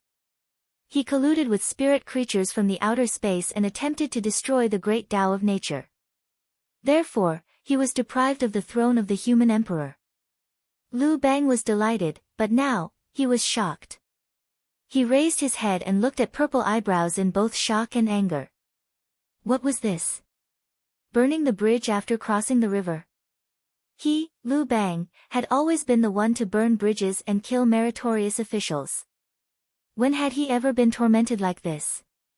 If it were not for the fact that Lu Bang knew that his cultivation was no match for Purple Eyebrows Daozu, he would have killed Purple Eyebrows Daozu. With a single point of the whip, Lu Bang howled miserably. 9 huge streams of dragon energy flew out from the top of his head, turned into 9 huge dragon balls, and fell into Purple Eyebrows Daozu's hands. Purple Eyebrows Daozu said indifferently, "Zhang Tingyun, you are the chosen human emperor by the Tao of Heaven. Today, with the help of the human emperor's energy and the infinite fortune of the human race, you will rebuild your fleshly body and soul. You will be the human emperor and rule the human race for all eternity." Staring coldly at Lu Bang, Purple Eyebrows Daozu waved his sleeve, and Lu Bang and his loyal subjects were all swept into the air by a gust of wind. The wind wrapped around Lu Bang and the others and slowly flew up. Before long, they were sent into the Daoyuotian palace of Daoyuan. Layers of restrictive spells densely covered their bodies, imprisoning them firmly in the palace of Daoyuan. Purple Eyebrows Daozu was burning the bridge after crossing the river. Not only did he destroy the bridge, but he also burned the wood to make fertilizer. The human emperor appointed by Taoism was Zhang Tingyun, the emperor of the Ling dynasty. Therefore, even though Lu Bang led his people to conquer Dayu's world, Purple Eyebrows Daozu still wanted to confer the title of human emperor on Zhang Tingyun. No matter how strong you were, no matter what your character was, as long as Daozu spoke, even if you were a son of a bitch, you could sit on the throne of the human emperor. Zhang Tingyun's Yuan Ling flew out of the investiture of the gods. Ecstatic, Zhang Tingyun knelt and kowtowed to the 7 Buddhist patriarchs and 9 Tao patriarchs, shouting their names in awe and trepidation. Purple Eyebrows Daozu did not waste any time. He slapped the 9 dragon balls into Zhang Tingyun's body. Immediately, 9 huge streams of purple and golden dragon energy wheeled wildly over Zhang Tingyun's head. Pangu continent trembled faintly as a vast amount of yellow and black energy gathered from all directions and poured into Zhang Tingyun's body. In just the blink of an eye, under the infusion of the aura of the human emperor and the fortune of the human race, Zhang Tingyun had regathered his fleshly body and immortal soul. He had a crown on his head, a dragon robe on his body, and a pair of shoes on his feet. He stood up proudly, and an immeasurable amount of fate gathered around him. The enormous aura of the Renhuang soared into the sky, and it actually made the clouds of the Buddhist revered ones and the Taoist masters tremble. After Zhang Tingyun regathered his fleshly body and immortal soul and was conferred the title of human emperor, his fleshly body was that of an ordinary human, and there was no more immortal energy in him. But, with the enormous aura of the human emperor and the fortune of the human race, the power he exerted with every move was not inferior to that of any of the Buddhist League and the Tao League. The grandeur and majesty of his aura even exceeded that of the supreme experts of the Buddhist League and the Tao League. A loud rumble rang out in the void as a cloud of purple mist wrapped in a jade seal the size of a baby's head fell rapidly. Zhang Tingyun grabbed the seal instinctively. Immediately, the world around him shook violently. The position of the human emperor in the deity throne of the heavenly Tao of the three realms had been determined, and the heavenly Tao and heavenly secrets that had been in turmoil suddenly became as clear as water. In Empress Hua's palace, Huang clan and the saints of the Covenant Alliance were silently exercising their divine abilities to observe the movements on Pangu continent. When Zhang Tingyun caught the human emperor's seal condensed by the heavenly Tao, Huang clan and the saints of the Covenant Alliance shuddered at the same time, and blood trickled down the corners of their mouths. At the beginning of the investiture of the gods, the 7 Buddhist patriarchs and the 9 Tao patriarchs had used their mighty divine abilities to disturb the heavenly Tao, and later, Wu Qi, Huang clan, and the others had joined in as well. Now that the position of the human emperor had been determined, it was as if a huge vortex of the heavenly Tao had suddenly stagnated, and the chaotic vortex quickly became crystal clear. The enormous divine power that the saints had thrown into the heavenly Tao to disturb the heavenly Tao was expelled by the heavenly Tao, and as a result, the Huang clan and the saints of the Covenant Alliance were slightly injured by the backlash of the heavenly Tao. Incredible! Can they really control the heavenly Tao after they become gods? Great Horn sucked in a cold breath and asked subconsciously. Huang clan pointed a finger at the myriad spirit cauldron, and a plume of smoke rose from its mouth, in which countless beams of colorful light were wheeling slowly. These colorful light streams were the manifestations of the great Tao of nature of Pangu world. Before, the swiftly spinning colorful light streams were like a whirlpool in a deep pool, but now, they had calmed down, flowing in the mist in an orderly manner. Amidst the endless beams of light, a huge formation that looked like a pyramid gradually took shape. At the very center of the pyramid-shaped magic formation, a bright spot was shining brightly. It was the light emitted by this speck of light that had calmed the chaotic heavenly Tao and restored the heavenly Tao to normal. Even an ordinary gold immortal could calculate many things as long as he knew a little bit of divination. The heavenly Tao is like a chessboard, and the godhood is like a chess piece. Huang clan frowned and sighed. The investiture of the gods of Buddhism and Tao League is to control the chess piece in their hands. It is true that the chessboard is the foundation of the game, but with the rules set by the chessboard, without the chess pieces moving on the chessboard, everything will be in vain. If one can control the chess pieces, the changes of the game will be under the control of the player.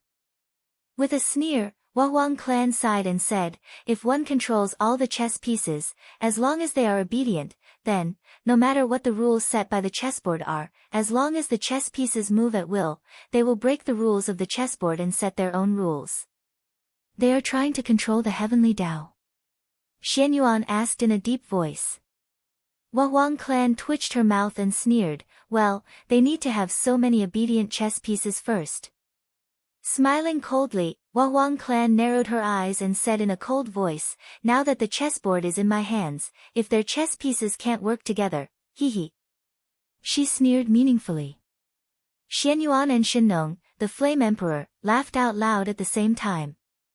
The saints of the Holy Alliance also laughed. Amidst the smoke puffed out by the 1,000-spirit cauldron, 6 extremely bright light spots suddenly flickered on top of the giant formation. Zimei Daozu had already conferred the title of 6 emperors of the celestial court as fast as he could. The 6 emperors were all Taoist sect masters who had just died in battle last night. Huang clan and the other Tao fusing experts felt the air stagnate around them. Originally, they were like fish in the water that could swim freely, but now, the water seemed to have frozen, and they felt an ominous pressure. It was as if the water had its own will and was repelling them, the fish that had merged with the water. Interesting. Huang clan laughed. Esteemed Shou Zhua has arrived. The 6 emperors of the celestial court have already decided on how to deal with this matter. Chi-Chi looked down. Sure enough, esteemed Shou Zhuo and De Yi Supremacy had arrived at Liangzhu together, and esteemed Shou Zhuo was chattering non-stop. Chapter 11:16. Reverend Shou Zhuo and Supremacy Dei rushed to the investiture site together. Supremacy Dei squatted obediently among the Buddhist League saints and did not say a word, while Reverend Shou Zhuo shouted in front of the many almighty experts of the Buddhist League and Tao League, "In the name of Daozu, the 9 Daozu once promised me the throne of Celestial Emperor. Why are you going back on your word now?" Purple-browed Daozu was a little embarrassed by Reverend Shou Zhuo. That day, he had promised Reverend Shou Zhuo the throne of Celestial Emperor, but that was only because he had no other choice. If he had not wanted to use Great Wu's power to carry out the northern expedition, how could Reverend Shou Zhuo, who was in charge of Great Wu's politics, get such a great benefit? But now the situation was different. Because the Huang clan had attacked too harshly, the 7 Buddhist patriarchs and the 9 Tao patriarchs were a little angry. Even Liu Bang had become the donkey who was killed when he was no longer of use. So, what was Reverend Shou Zhuo? His value was gone. The Tao League did not lack a Taoist who had broken through to the realm of Tao breaking. In particular, the Tao League had lost more than 30 sect masters last night, and their Yuanling was still in the list of investiture of the gods. In this situation, purple-browed Daozu could only confer titles to the disciples who had been lost, and confer the highest and most powerful deity thrones to them. Compared with the trusted disciples of the Daozu, Reverend Shou Zhuo was nothing. The throne of Celestial Emperor would never fall into his hands. But now that Reverend Shou Zhuo had spoken about it in front of so many people, purple-browed Daozu was put in a difficult position. After pondering for a long time, he said softly, "Shou Zhuo, what we said is naturally true. Apart from the 6 celestial emperors, you should be the great celestial emperor, but..." Reverend Shou Zhuo narrowed his eyes and said with a cold grin, "But what?" Purple-browed Taoist flicked his finger a few times on the whip and told Reverend Shou Zhuo about his strategy.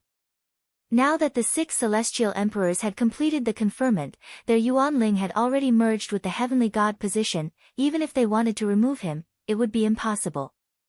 However, in order to compensate Lord Shou Zhuo, in addition to the 6 great celestial emperors of the celestial court, 9 other Daozu jointly issued an edict, declaring Lord Shou Zhuo to be the 7th great celestial emperor of the celestial court. However, as the great celestial emperor, esteemed Shou Zhuo could not intervene in the affairs of the celestial court. He had the authority to inspect the land and the human realm.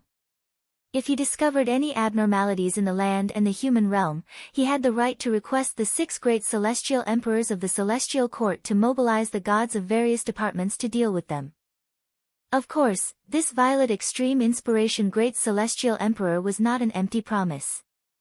The 9 Daozu had promised him that he could build his own government and recruit as many immortal soldiers and immortal officials as he wished. To put it bluntly, esteemed Shou Zhuo did not have a share in the heavenly god position, but the 9 Daozu jointly guaranteed that his power was no less than that of the celestial emperor. Although he could not intervene in the affairs of the celestial court, he could supervise the affairs of the land and the human realm, which was a great power. In particular, he could recruit immortal soldiers and immortal officials at will, which was a very generous treatment. Esteemed Shou Zhuo was instantly delighted. He could enjoy the practical benefits of being a celestial emperor without being confined by the heavenly god position. Where else could he find such a good thing? Of course, a few years later, he might also be killed after he had outlived his usefulness. For example, the 9 Daozu thought that he had made too many mistakes when he was Violet Extreme Inspiration Great Celestial Emperor, and that he had let down the heaven and the people, so they wanted to remove him from his position. But at that time, would esteemed Shou Zhuo still give them the chance to burn the bridge after crossing it? Immediately, esteemed Shou Zhuo bowed deeply to the 9 Daozu and kept praising them for keeping their promises. The 9 Daozu signed a joint decree on the spot, making it clear that esteemed Shou Zhuo was the 7th great celestial emperor of the celestial court, but he was not in charge of the affairs of the celestial court. He only had the authority to supervise the land and the human realm. As the Violet Extreme Inspiration Great Celestial Emperor, esteemed Shojua had great authority. He could supervise the mountain gods, earth gods, and city gods on Pangu continent, as well as the 6 paths of reincarnation in the netherworld, as well as the words and deeds of the Nether Emperor, and control the operation of the netherworld. Not to mention other authorities, when Violet Extreme Inspiration Great Celestial Emperor mentioned that esteemed Shojua could supervise the netherworld, the faces of the 7 Buddhist patriarchs turned extremely unsightly at the same time. Buddha Guarding Heart immediately chanted the name of Buddha and said in a deep voice, "Senior brothers, Violet Extreme Inspiration Great Celestial Emperor has the authority to supervise the gods in the human realm, but the netherworld." The hearts of the Buddhist patriarchs were burning with anger. It was already a great disadvantage for the Buddhist League to only control the netherworld among the 3 realms of heaven, earth, and human. Now, when Violet Extreme Inspiration Great Celestial Emperor wanted to use Daozu's decree to let esteemed Shojua supervise the operation of the netherworld, the 7 Buddhist patriarchs almost fell out with each other on the spot. Your Tao League has already gained too much of an advantage. You can't go too far. Violet Extreme Inspiration Great Celestial Emperor narrowed his eyes at the 7 Buddhist patriarchs and said nothing. 8 Daozu stood in a straight line behind Daozu. The atmosphere suddenly became extremely strange. Intentionally or unintentionally, many almighty experts of the Buddhist League and Tao League secretly held their most powerful magical treasures in their hands, waiting for Daozu and the Buddhist patriarchs to fight. Sitting among the many Buddhist League saints, Dei Supremacy narrowed his eyes and suddenly laughed. 9 Daozu, this is so unfair. TSK, if that Daozu Zhua can get the position of Celestial Emperor, why can't I? Hehe, speaking of Shojua's contributions, could it be that I, Dei, have killed fewer Deu generals along the way than Shojua? Rubbing his bald head with his right hand, Dei Supremacy jumped out as if he wanted to see the world in chaos. If esteemed Shojua wants to be Celestial Emperor, why can't I? The 9 Daozu frowned, but the 7 Buddhist patriarchs laughed in unison and shouted, "That's great. Since esteemed Shojua can be Celestial Emperor, why can't Dei Supremacy? My fellow Taoists, if you can appoint esteemed Shojua as Great Celestial Emperor, then why can't the 7 of us make esteemed Shojua the Celestial Emperor?" It was a mess, a complete mess. Inside Empress Hua Palace, the Huang clan and the others were rocking back and forth with laughter, watching the struggle for power between the Buddhist League and the Tao League with great pleasure. The 9 Daozu were so angry that they almost vomited blood. If it were not for the fact that this was not the best time to fall out with the Buddhist League, they really wanted to start a war and completely destroy the Buddhist League. Purple-browed Daozu was so angry that his nose was crooked. By appointing esteemed Shojua as the 7th Great Celestial Emperor to supervise the Earth Realm and the Mortal Realm, there was no place for him to do that. But, the 9 of them had promised to make esteemed Shojua the 7th Great Celestial Emperor, so they had no choice but to find a way to fool him first. How long this Great Celestial Emperor could last was up to them. When the conferment of gods was over, they could find a reason to depose esteemed Shojua. Of course, the Daozu did mean to make things difficult for esteemed Shojua. That was why they gave him the power to supervise the netherworld. But, was it necessary for the 7 Buddhist patriarchs to jump out just for this little power? Was it necessary? The overall situation was the most important thing. Did you 7 bald donkeys know what the overall situation was? Pangu was probably hiding in Pangu continent, and there were world breakers lurking in the chaos. If they could not control the entire great Tao of Pangu world, they would all be finished. At such a critical moment, did you 7 bald donkeys really turn against each other for this little power of supervision? Purple-browed Daozu stared angrily at Buddha Shoshin, and the 7 Buddhist patriarchs stared back at the 9 Daozu without showing any sign of weakness. Anyway, the Buddhist patriarchs felt that they could not let Tao League take all the advantages in the conferment of gods this time. Tao League monopolizing the celestial court and the mortal world had already made them angry. It was very unfair, and they were about to jump out and fight for the throne. But now, Tao League had made an inexplicable 7th Celestial Emperor to supervise the netherworld. Even the Buddhist patriarchs were angry, and they were about to fly into a rage. Seeing the atmosphere between the two sides growing tenser and tenser, esteemed Shou Zhuo wisely stepped back and hid behind the 9 Daozu. Shaking his big head, Supremacy Daozu gave the 9 Daozu a strange smile and said, "Daozu, please be merciful and make me a celestial emperor too. Hee, I don't want too much power. I just want to supervise everything in the mortal world."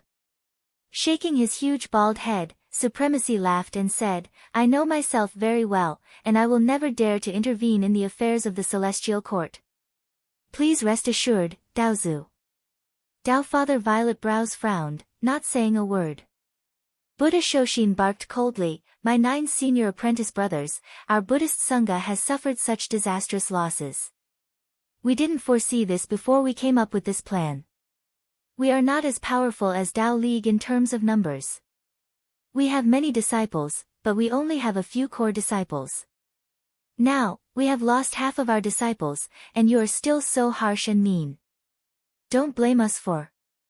A beam of Buddhist light gushed out from the back of Buddha Shoshin's head, and a complicated will rose up with a rumbling sound of Sanskrit. Purple-browed Daozu glanced at the 8 junior brothers behind him, and they quickly exchanged their opinions. Then, they looked up at the direction of the heavens beyond. Purple-browed Daozu sighed and nodded at the 7 Buddhas. "Well said, well said. The matter of apotheosizing is very important, and we'd better finish it as soon as possible. If Supremacy Daozu is willing to be the 8th Celestial Emperor, let him be. His duty will be the same as Shoshin. What do you think?" The Daozu's wishful thinking was in full swing. Esteemed Shou Zhuo had asked for the position of Celestial Emperor in front of so many people, which was a great humiliation to the Daozu. Therefore, they arranged a Supremacy Daozu, who had the same power as him, to compete with him, so that he would not be too complacent. As for the matter of Supremacy Daozu supervising the many priesthoods in the human world, these priesthoods were all held by the disciples of Taoism. What big trouble could Supremacy Daozu cause?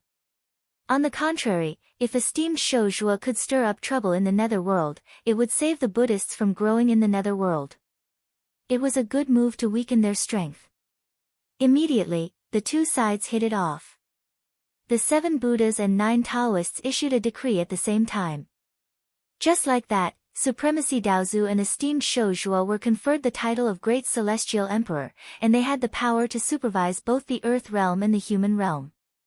Unless the 7 Buddhas and 9 Taoists agreed to revoke their power at the same time, no one in the world could shake their power. Both Supremacy Shou Zhuo and Supremacy Daozu squinted their eyes and laughed. Although the result was not satisfactory, the subtlety was beyond their expectations. After a while, purple-browed Daozu waved the holy whip and conferred titles to the gods of the celestial court one by one. Just as he began to confer the title of the thunder god of the celestial court, a strange green light suddenly lit up the void around him. A hair as thick as a thumb whistled and pierced the back of purple-browed Daozu. Chapter 11:17. Just now, the 7 Buddhist patriarchs and the 9 Tao patriarchs were still at daggers drawn, but as soon as the long hair appeared, they immediately became very tacit. Except for purple-eyebrow Daozu, who was holding the holy whip, who remained motionless, the 7 Buddhist patriarchs immediately chanted the name of Buddha. The wheel floating behind heart-guarding Buddha's head glowed with a thick bronze halo, firmly protecting purple-eyebrow Daozu's chest. The other 6 Buddhist patriarchs pressed their palms on the back of heart-guarding Buddha. The power of the 7 Buddhist patriarchs was connected as one, and the light emitted by the wheel suddenly soared 100 times, enveloping the entire city of Liangzhu. Meanwhile, the 8 Daozu roared in unison. In a flash, they arrived above Liangzhu and stood in the positions of the 8 trigrams. Each of them pulled out a long sword that shone with a cold light and a fierce aura. As they raised their hands, the 8 swords flew up into the air and turned into 8 giant swords that were more than 100 miles tall in the blink of an eye. The light of the sun, moon, and stars was absorbed into the long sword, and at the edge of the sword, countless twisting, wriggling talismans could be seen flickering. With an enormous explosion, 16 streaks of sword light shot out from the tip of the sword, following an extremely profound trajectory as they chopped a circle around Violet Brows. The long hair first collided viciously against the azure light unleashed by the 7 Buddha ancestors. The light was shattered, and the wheel was knocked flying into the skies. The long, straight hair began to twist like a startled snake, but the tip of the hair continued to stab relentlessly towards Tao Father Violetbrow's chest. In the blink of an eye, 16 beams of sword light tore through the void silently, spinning and cutting around purple eyebrow Daozu 9 times. A series of tearing sounds could be heard as Tao Father Violetbrow's hair was ripped to shreds by the sword light. A startled cry rang out from behind Violetbrow Patriarch a few dozen meters away, and a twisted black figure suddenly appeared. His face was ashen, and he had a hint of green in it. It seemed as though he had just been completely drained of energy by hundreds of women. There was a transparent sword mark on Qian Shou's chest. Just now, a sword chi had pierced through his chest, causing him severe injuries. Not long after, the big wound was healed, but Thousand Head's face looked worse. It was almost translucent. Thousand Head's face looked even worse. It was almost translucent. Thousand Head's face looked even more awful. It was almost translucent. Zimei Daozu waved the God-whipping whip casually, bringing a yellow light down on Qian Shou's head. As the whip lashed out, the entire Pangu world quaked. People who witnessed the whip lashing down felt like they saw countless suns, moons, stars, breezes, drifting clouds, mountains, rivers, flowers, insects, fishes, and all kinds of natural phenomena striking to the thousand-headed man. The 6 celestial emperors of the celestial court had already determined that a single strike from the deity's striking whip could draw upon the power of the heavenly Tao. Tao Father Violetbrow's casual strike was already twice as powerful as the full power strike he normally unleashed when controlling a Grand Mist Supreme Treasure. At the first stage of the Tao integration stage, Zimei Daozu's casual strike could double the destructive power. This was simply unheard of. At the very least, if he used the God-whipping whip to deal with the Huahuang clan and the 18 saints of the Holy Alliance, even the Huahuang clan, who had cultivated the Pangu true body, would not dare to take Zimei Daozu's strike head-on. The power of this whip was enough to completely annihilate the physical body of a Tao integration stage mighty figure, and even their divine sense might be severely injured. All the Tao integration stage saints in the Empress Hua Palace who witnessed this whip cried out in alarm at the same time. Thousand-headed man, who bore the brunt of this whip, was so frightened that he cried out involuntarily, "What a ruthless method! Ha! I can't let you confer the deity thrones no matter what. Spirit puppet, what are you waiting for?" A silver spiritual light suddenly appeared above thousand-headed man's head. Zimei Daozu's powerful whip lashed down solidly on the head of this silver light. It was a silvery figure that looked as if it was cast from mercury. There was not a single hair on his body, and his body was extremely clean and smooth, as if he could really be used as a mirror. The God-whipping whip lashed down, and his body exploded into countless bean-sized silver droplets that splashed in all directions. However, after flying less than 1,000 feet away, these tiny silver droplets quickly flew back through the air. With a whistling sound, these tiny silver droplets quickly fused into one and reformed into the strange humanoid figure called Spirit Puppet. Zimei Daozu put away the God-whipping whip, gasped, and shouted in a low voice, "Spirit Puppet, the world breaker. Aren't you supposed to be imprisoned in the raging thunder nether abyss?" Thousand-headed man chuckled. He shook his head gently, and countless slender strands of hair floated in the air behind his head, wriggling like countless poisonous snakes. He laughed shrilly and said, "Of course I was the one who went to release him. Hee hee, I didn't expect this world to have the power to fight back. Last time, who was it that almost completely annihilated this body of mine and almost sent me back to that damned soul-storing coffin?" The 7 Buddhist patriarchs and the 9 Tao patriarchs looked cautiously at Thousand-Headed Man and Spirit Puppet, but no one answered his question. Of course, they would not tell Thousand-Headed that it was very likely that Pangu himself had sent him flying. Anyway, if it was not the 7 Buddhist patriarchs and the 9 Tao patriarchs, they would not bother to answer any questions. Thousand-Headed squinted at the 7 Buddhist patriarchs and the 9 Tao patriarchs. He licked his lips greedily and murmured in a low voice, "What a fragrant and sweet flesh. Although you are a little weak, you have your strengths. Ha! Wait until I devour your bodies, suck your souls dry, and destroy this damn small world. Then, I'll take your original spirits as my collection. That's really a wonderful thing. The 7 Buddhist patriarchs released the wheel to protect themselves, not daring to be careless. The 7 of them had once fought with Thousand-Headed in the chaos, and they had suffered a great loss. Just now, the 7 of them had joined forces to release the wheel to protect Zimei Daozu, but it was defeated by Thousand-Headed with just a strand of his hair. Thousand-Headed's strength seemed to have improved a little, which made them even more cautious. The 8 Daozu guarded the positions of the 8 trigrams, wholeheartedly presiding over the sword formation. 16 sword lights flew across space. They could strike Thousand-Headed and the spirit puppet at any time. The 8 Daozu knew that no matter how deadly a strike was, it was useless against the break world beings.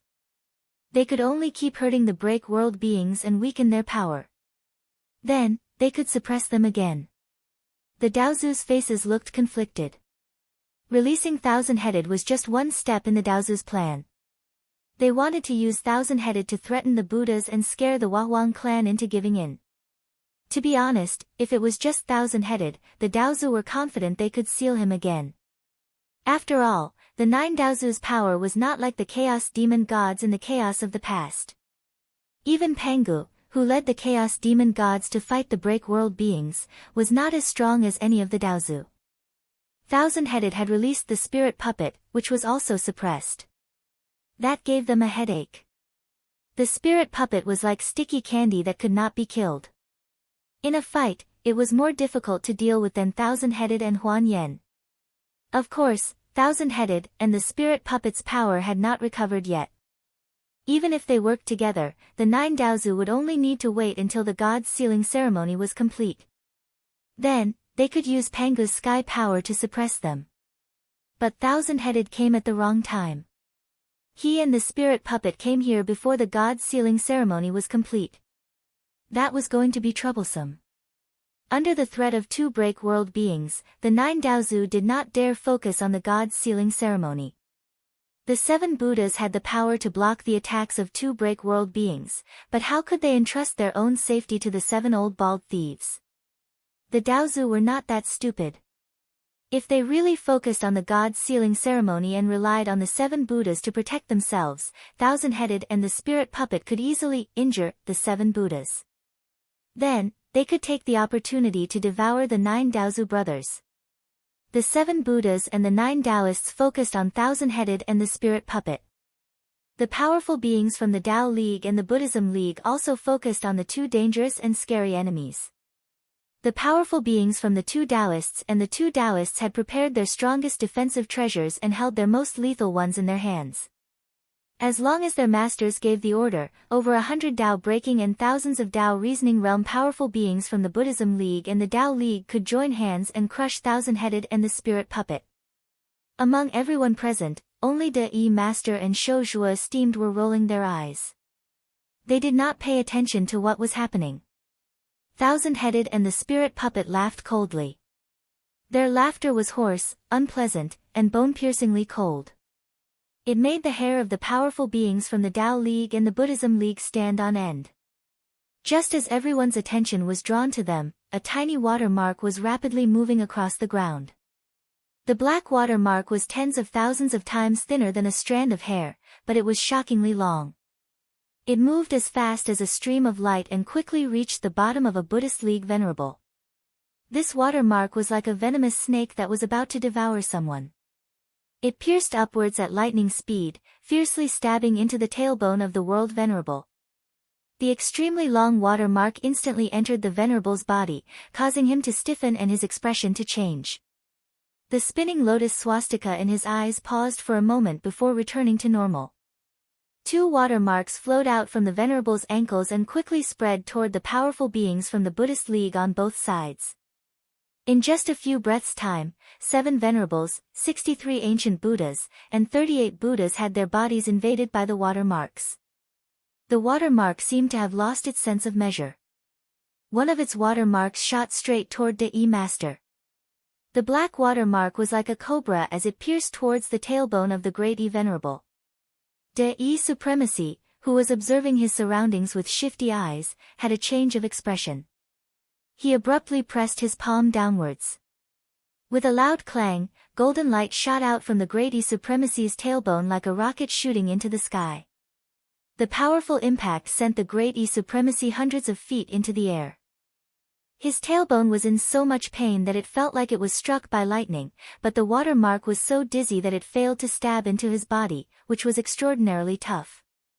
De threw his head back and roared furiously, "Which despicable villain is this? How dare you attack my private part?" The 7 Buddhas and 9 Taoists turned around at the same time and saw the black water mark that disappeared in a flash. The faces of the 7 Buddhas fell instantly. "Huan Yen, you despicable villain! How many of our disciples have you harmed?" they roared at the same time. 1,000 heads and spirit puppet transformed into a gust of wind and drifted away at the same time. Only their strange laughter could be heard. "I won't rest until I die. I won't rest until I die. This world of yours must be destroyed. Wait quietly, wait for the day your soul disappears." Chapter 11:18. Qian Shou and Huan Yen vanished without a trace, while the bizarre water trail let out a wild, ferocious laugh. Then, it darted toward the crotch of an Arhat who was closest to it. The Arhat let out a terrified roar, then his body stiffened, and in the blink of an eye, a bizarre smile appeared on his face. The Arhat let out a few hissing laughs, then said in a low voice, "Old Baldies, tell me, how many of your disciples are clones of me, Huan Yen?" "Hee, come on, come and destroy this clone of mine." "But, if you can destroy one of my clones, can you destroy the thousands of clones I've left among all your disciples?" The faces of the 7 Buddhist patriarchs and the 9 Tao patriarchs turned extremely unsightly. The 9 Daozu retracted their sword formation and unleashed a great sheet of golden light and purple mist to protect all their disciples. The faces of the 7 Buddhist patriarchs twitched, looking 100 times uglier than a filial grandson who had lost his parents. The water trail came from one of the Buddhist disciples, so it was obvious that many of them had become Huan Yen's clones. The Buddhas, who were usually wise and decisive, had their minds completely blank. They stared in astonishment at the many disciples of the Buddhist League, who had the same ugly expressions on their faces. Their bodies were trembling like old men in their twilight years, and they looked so pitiful. Anyone who was infected by Huan Yen would have their soul and primordial spirit completely devoured by Huan Yen. Then, Huan Yen would secrete a new soul and primordial spirit. However, it would no longer be the original Buddhist disciple, but a clone of Huan Yen. However, Huan Yen had such a terrifying innate divine ability. After he devoured someone's soul, Yuan Ling, he would obtain all the memories of that person. The appearance of his clone would be no different from the original person. Years ago, before Pangu created the world, Huan Yen had already caused great casualties to the Chaos Fiend gods. Huan Yen had an extremely strong desire for the souls of living beings and Yuan Ling. He had once hunted everywhere in the primal chaos and devoured the souls of living beings crazily to develop clones. Later on, one of the Chaos Fiend Celestials, a powerful Fiend Celestial who was proficient in soul control and manipulation, took action. He used a powerful Dharma artifact he found in a certain ruin in the Chaos world that specifically targeted souls. Finally, he lured out all of Huan Yen's avatars and killed them. In the end, many Fiend Celestials joined forces to suppress Huan Yen. However, the Fiend Celestial who had subdued Huan Yen had already died in the scheme of the 7 Buddhist patriarchs and the 9 Tao patriarchs. Not only that, he had died without leaving behind even his bones. Several of his direct descendants had also been wiped out by the 7 Buddhist patriarchs and the 9 Tao patriarchs.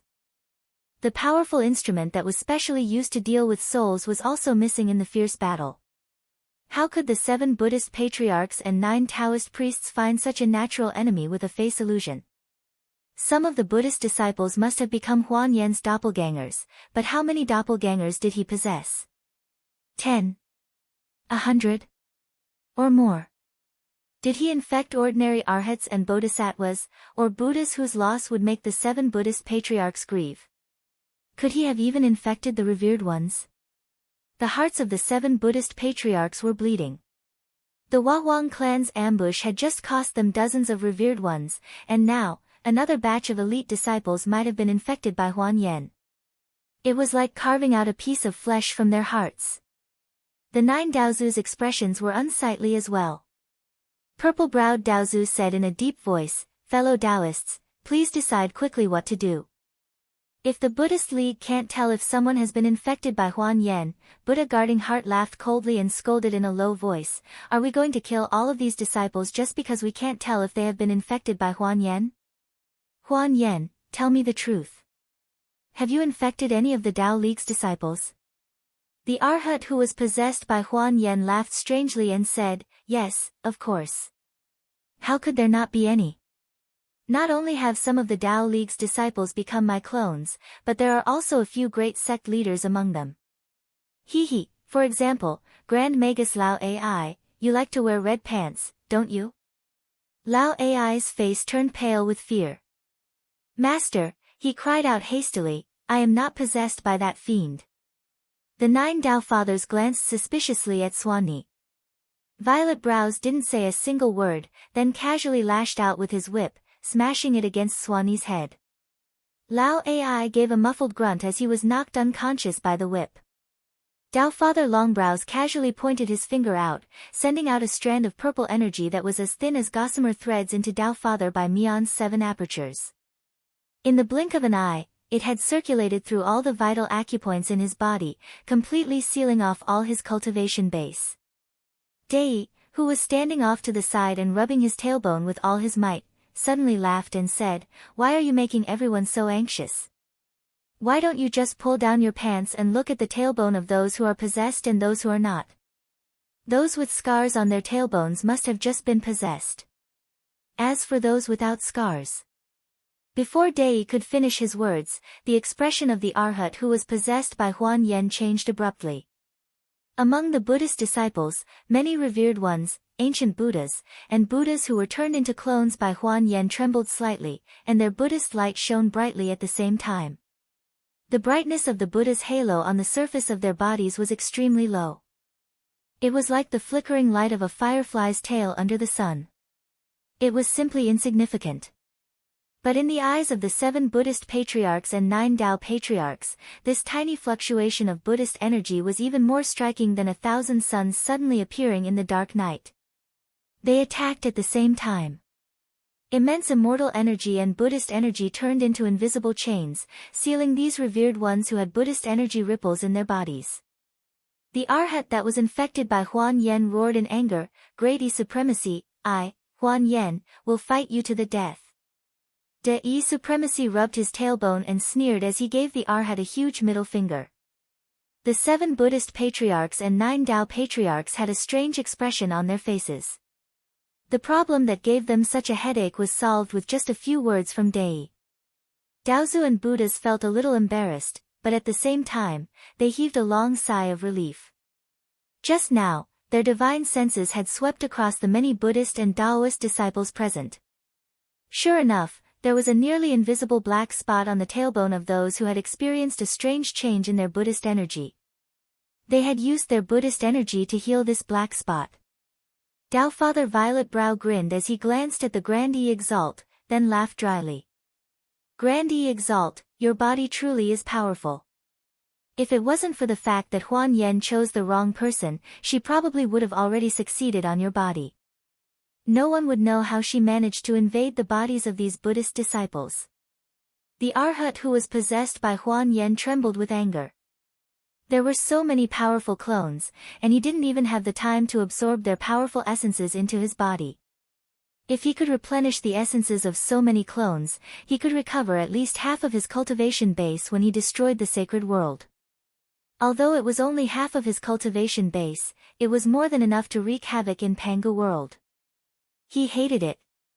Never in his dreams did he expect to encounter a freak like Dei Supremacy. How do you think his tailbone was born? Huan Yen had never failed in invading others' tailbones in all these years. How could there be such a freak like the great supremacy? His tailbone was actually so tough that not only did Huan Yen fail to enter his body, he even managed to expose the crux of the matter, causing all of his clones to be destroyed. Huan Yen was so angry that he wanted to vomit blood.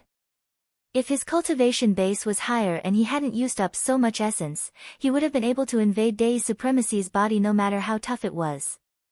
However, Huan Yen had worked hard for nothing. Not only did he not benefit from the clone's essences, but he also lost a part of his main body's essence. After all, controlling so many clones consumed his main body's essence. Seeing the Arhat's exasperated look, Dei Supremacy laughed out loud. Hee, we don't have to be afraid of this guy anymore. When we meditate, we'll find a sturdy treasure to cushion our buttocks. Wahahaha. The 7 Buddhist patriarchs and 9 Tao patriarchs didn't know whether to laugh or cry at Dei Supremacy's words. If Huan Yen could withstand it so easily, how could he have lost so many chaos demon gods back then? Huan Yen had chosen the wrong target this time and suffered a great loss for no reason. The 9 Daozu mumbled softly. 1,000 heads and spirit puppets had disappeared without a trace. Huan Yen had been imprisoned, so they had to finish the great god investiture ceremony as soon as possible. The expressions of the 7 Buddhist patriarchs were extremely ugly. They looked at the Buddhist disciples who had black spots on their tailbones. It was clear that Huan Yen had succeeded in getting her hands on them. It was as though 10,000 mice were grabbing onto their hearts and gnawing on them. It was an indescribable pain. Another batch of core disciples who had worked so hard to protect during the apocalypse of heaven and earth had fallen. What a pity for their cultivation bases. Sighing, Buddha Guardian Will slammed his palm down. The infected revered era, ancient Buddhist patriarchs, and Buddhas turned into ashes at the same time. At the same time, hundreds of fist-sized relics flew out of their bodies. Buddha Guardian Will pondered for a moment, then threw all the relics to Dei Supremacy without saying a word. Clearly, Dei Supremacy had exposed Huan Yen's scheme with a single sentence. These relics were his reward. All the Buddhist disciples present cried out the name of Buddha at the same time, and some of their masters and seniors who had just been infected burst into tears. The 7 Buddhist patriarchs and 9 Tao patriarchs surrounded the imprisoned Arhat with hostile expressions. The 7 Buddhist patriarchs chanted the name of Buddha while the 9 Daozu sneered. The Arhat sighed softly, then shook his head and said, "Good, good, good. Last night, the disciple of great Taoist Baihen, whom I possessed, was killed by a sword beam. I was planning to reap some benefits today, but I didn't expect to be seen by that fool again. But next time, there won't be such a good thing." The Arhat golden body quickly disintegrated into a puddle of sticky black liquid. Huan Yen's voice came from afar, "Next time, I'll be fully prepared. He, this world is going to collapse, and you can't stop it." Her tone changed, becoming extremely ferocious. "Hey, Dei Supremacy, I'll definitely turn you into my clone next time. Cultivate well. I'm waiting to slowly enjoy your essence chi. He, all of you must be on guard against me at all times. Who knows, one of you might become my clone next time." The expressions of the 7 Buddhist patriarchs and 9 Tao patriarchs, as well as all the divine gods present, fell.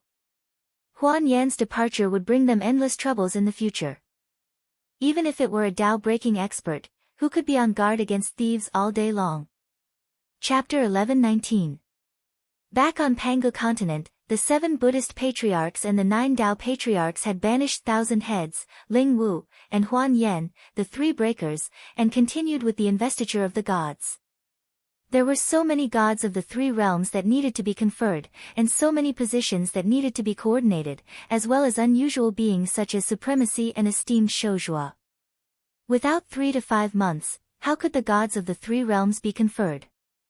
The 7 Buddhist patriarchs and the 9 Tao patriarchs did not have the energy to pay attention to what was happening in other places, and they even forgot about the Daoyuotian Palace of Tao Origin, the home of the 9 Daozu. Above the 33 heavens, the supreme Daoyuotian. Bright light filled every corner of this boundless heavenly realm, and the vast and ancient palace of Tao Origin was supported by a boundless purple mist. In front of the tall palace gate stood a pair of Taoist boys and girls. The boy was dressed in a moon-white robe, while the girl in a pink one. Both of them were full of energy, and although they were dressed like Taoist boys, their cultivation bases were at the peak of gold immortal realm. The boy's name was Xian, and the girl's name was Yu. Both of them were taken in by Daozu when he founded the Tao League. Xian was a piece of jade, and Yu's origin was even stranger. She was actually a feather with the strongest intelligence of a chaotic divine bird. Both of them had a very strange background, and they were in the business of receiving guests in the palace of Tao origin. Therefore, after so many years and being considered as Daozu's close subordinates, their cultivation bases and magic power had stagnated after they reached the peak of gold immortal realm. The 9 Daozu had brought all the almighty experts of the Tao League to Pangu continent for the investiture of the gods. Only a few servants were left in the palace of Tao origin. Xian and Yu were happy and unfettered. Sitting on the threshold with their legs crossed, they were happily discussing the prosperity of the Tao League after the investiture. In terms of seniority, they were older than many of Daozu's first disciples, and the 2 little Taoists were also full of affection for the Tao League. When it came to the glorious future of the Tao sect, both of them were overjoyed, beaming with joy. While they were chatting happily, a cold wind suddenly blew over. The boundless purple qi that supported the Tao Yuan Palace suddenly dimmed, and the huge Tao Yuan Palace trembled a few times. The 2 little Taoists shivered and looked up in panic, just in time to see 3 evil-looking men standing in front of them. In the middle was an evil man with a pale face that was almost transparent. Behind his head, there were many long strands of hair dancing. The strands of hair piled up together like a bunch of wriggling poisonous snakes. It was World Breaker 1000 Heads. His forte lay in sucking people's blood essence. Aside from Tao integration stage sages, anyone who was struck by his hair could have their blood essence sucked dry and perish. On the left side of 1000 Head was a silver-white man. He looked like a handsome man, but he was completely naked. He did not even have a single strand of hair on his body. That was the spirit puppet, a world breaker. His god powers were weird. No matter what kind of god power or flying sword treasures you used, it was hard to hurt his body. Even if you broke him into countless little droplets, he would still recover. Spirit Puppet had a god power that could change. He was good at turning into all kinds of flying sword treasures. As long as it was a treasure that had hurt him once, he could turn it back into the exact same thing. It was very powerful. The face to the right of 1000 Heads was covered in a gray mist. It was blurry, and the face could not be seen. That was Huan Yen. He was good at controlling the soul of Yuan Ling. He loved controlling countless clones to stir up fights. Among the 13 world breakers, Huan Yen did not kill many people. It was only a fraction of 1000 Heads, but the number of people who died because of him was 10,000 times more than the number of people 1000 Heads and the other world breakers had killed. Xian and Feather looked at the 3 world breakers in shock. They could feel the evil, cold air coming off of them. Xian trembled and said, 3 friends, no, seniors. Can I ask why you have come to Tao Yuan Palace? The 9 old men are out on business. There is no one in the palace. 1000 Head pursed his lips into a strange smile. He slowly bent down and pinched Xian Fan's fair and tender cheeks. He said softly, "What an honest child. Sigh, I've discovered that ever since I went on a killing spree in the saints' world, I've become especially fond of slowly torturing these handsome and good-looking children to death. Can the 2 of you give me some time?" Before his voice trailed off, Feather raised a crimson flying sword. It was like a wave of water, and it was going to stab 1000 Head's ribs. The flying sword pierced through 1000 Head's body and came out the other side of his body. Feather shouted, "What kind of monster is this? How dare you come to Tao Yuan Palace and cause trouble? Brother, are you not going to sound the alarm?" When the old man left the palace, he set up a sky restriction. How can an outsider come in? Xian, who was being pinched by 1000 Heads, was shocked. He performed a hand sign and was going to sound the alarm. Qian Shou's face darkened. Countless strands of hair behind his head suddenly pierced forward with an ear-piercing sound. Xian Shou's small body was suddenly covered in dense black hair. His small body suddenly withered. Not long after, there was only a piece of human skin left. It floated to the ground. Seeing his friend of many years die, Feather screamed. The crimson flying sword was going to stab Thousand Heads. Thousand Heads shook his head.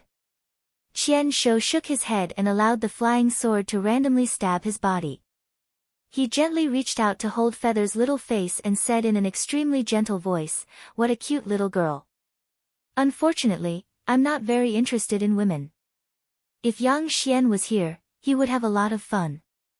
Little girl, I'm afraid you would be tormented by him for a long time." Feather's expression changed. Before she could escape, Huan Yan's face shrouded in gray mist suddenly flashed with two balls of deep light. Feather accidentally saw the two balls of light. She was stunned, and her hands moved uncontrollably. Slowly, she reached out her hand and grabbed her own neck. Then, she tore open her own neck and chest, crushing all her internal organs, blood vessels, meridians. Only then did she poke her finger into the space between her eyebrows, smashing her immortal soul into pieces. So beautiful. Huan Yan chuckled softly. Such a beautiful face and such a hideous, mangled body. Beautiful to the extreme. Countless strands of hair shot out from Thousand Heads' back and wrapped around Feather's body. In the blink of an eye, all her blood essence was drained. Thousand Heads sighed and said, "You've wasted at least 60% of your energy essence. Why bother?" The spirit puppet snorted coldly and said discontentedly, "Cut the crap. We're here to kill people. Let's just kill our way in." With a sway of his body, the spirit puppet suddenly disintegrated into countless silver liquid beads. The dense liquid beads rolled forward and quickly seeped into the Palace of Tao Origin. As the headquarters of Tao League, the Palace of Tao Origin had been set up by the 9 Daozu with countless formations and restrictive spells. But in front of the spiritual puppet, these arrays and restrictions were useless.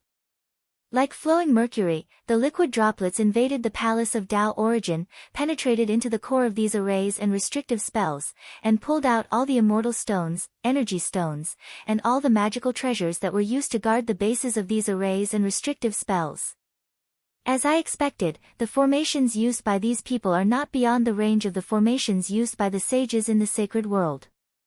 It is too easy to break these formations and restrictive spells.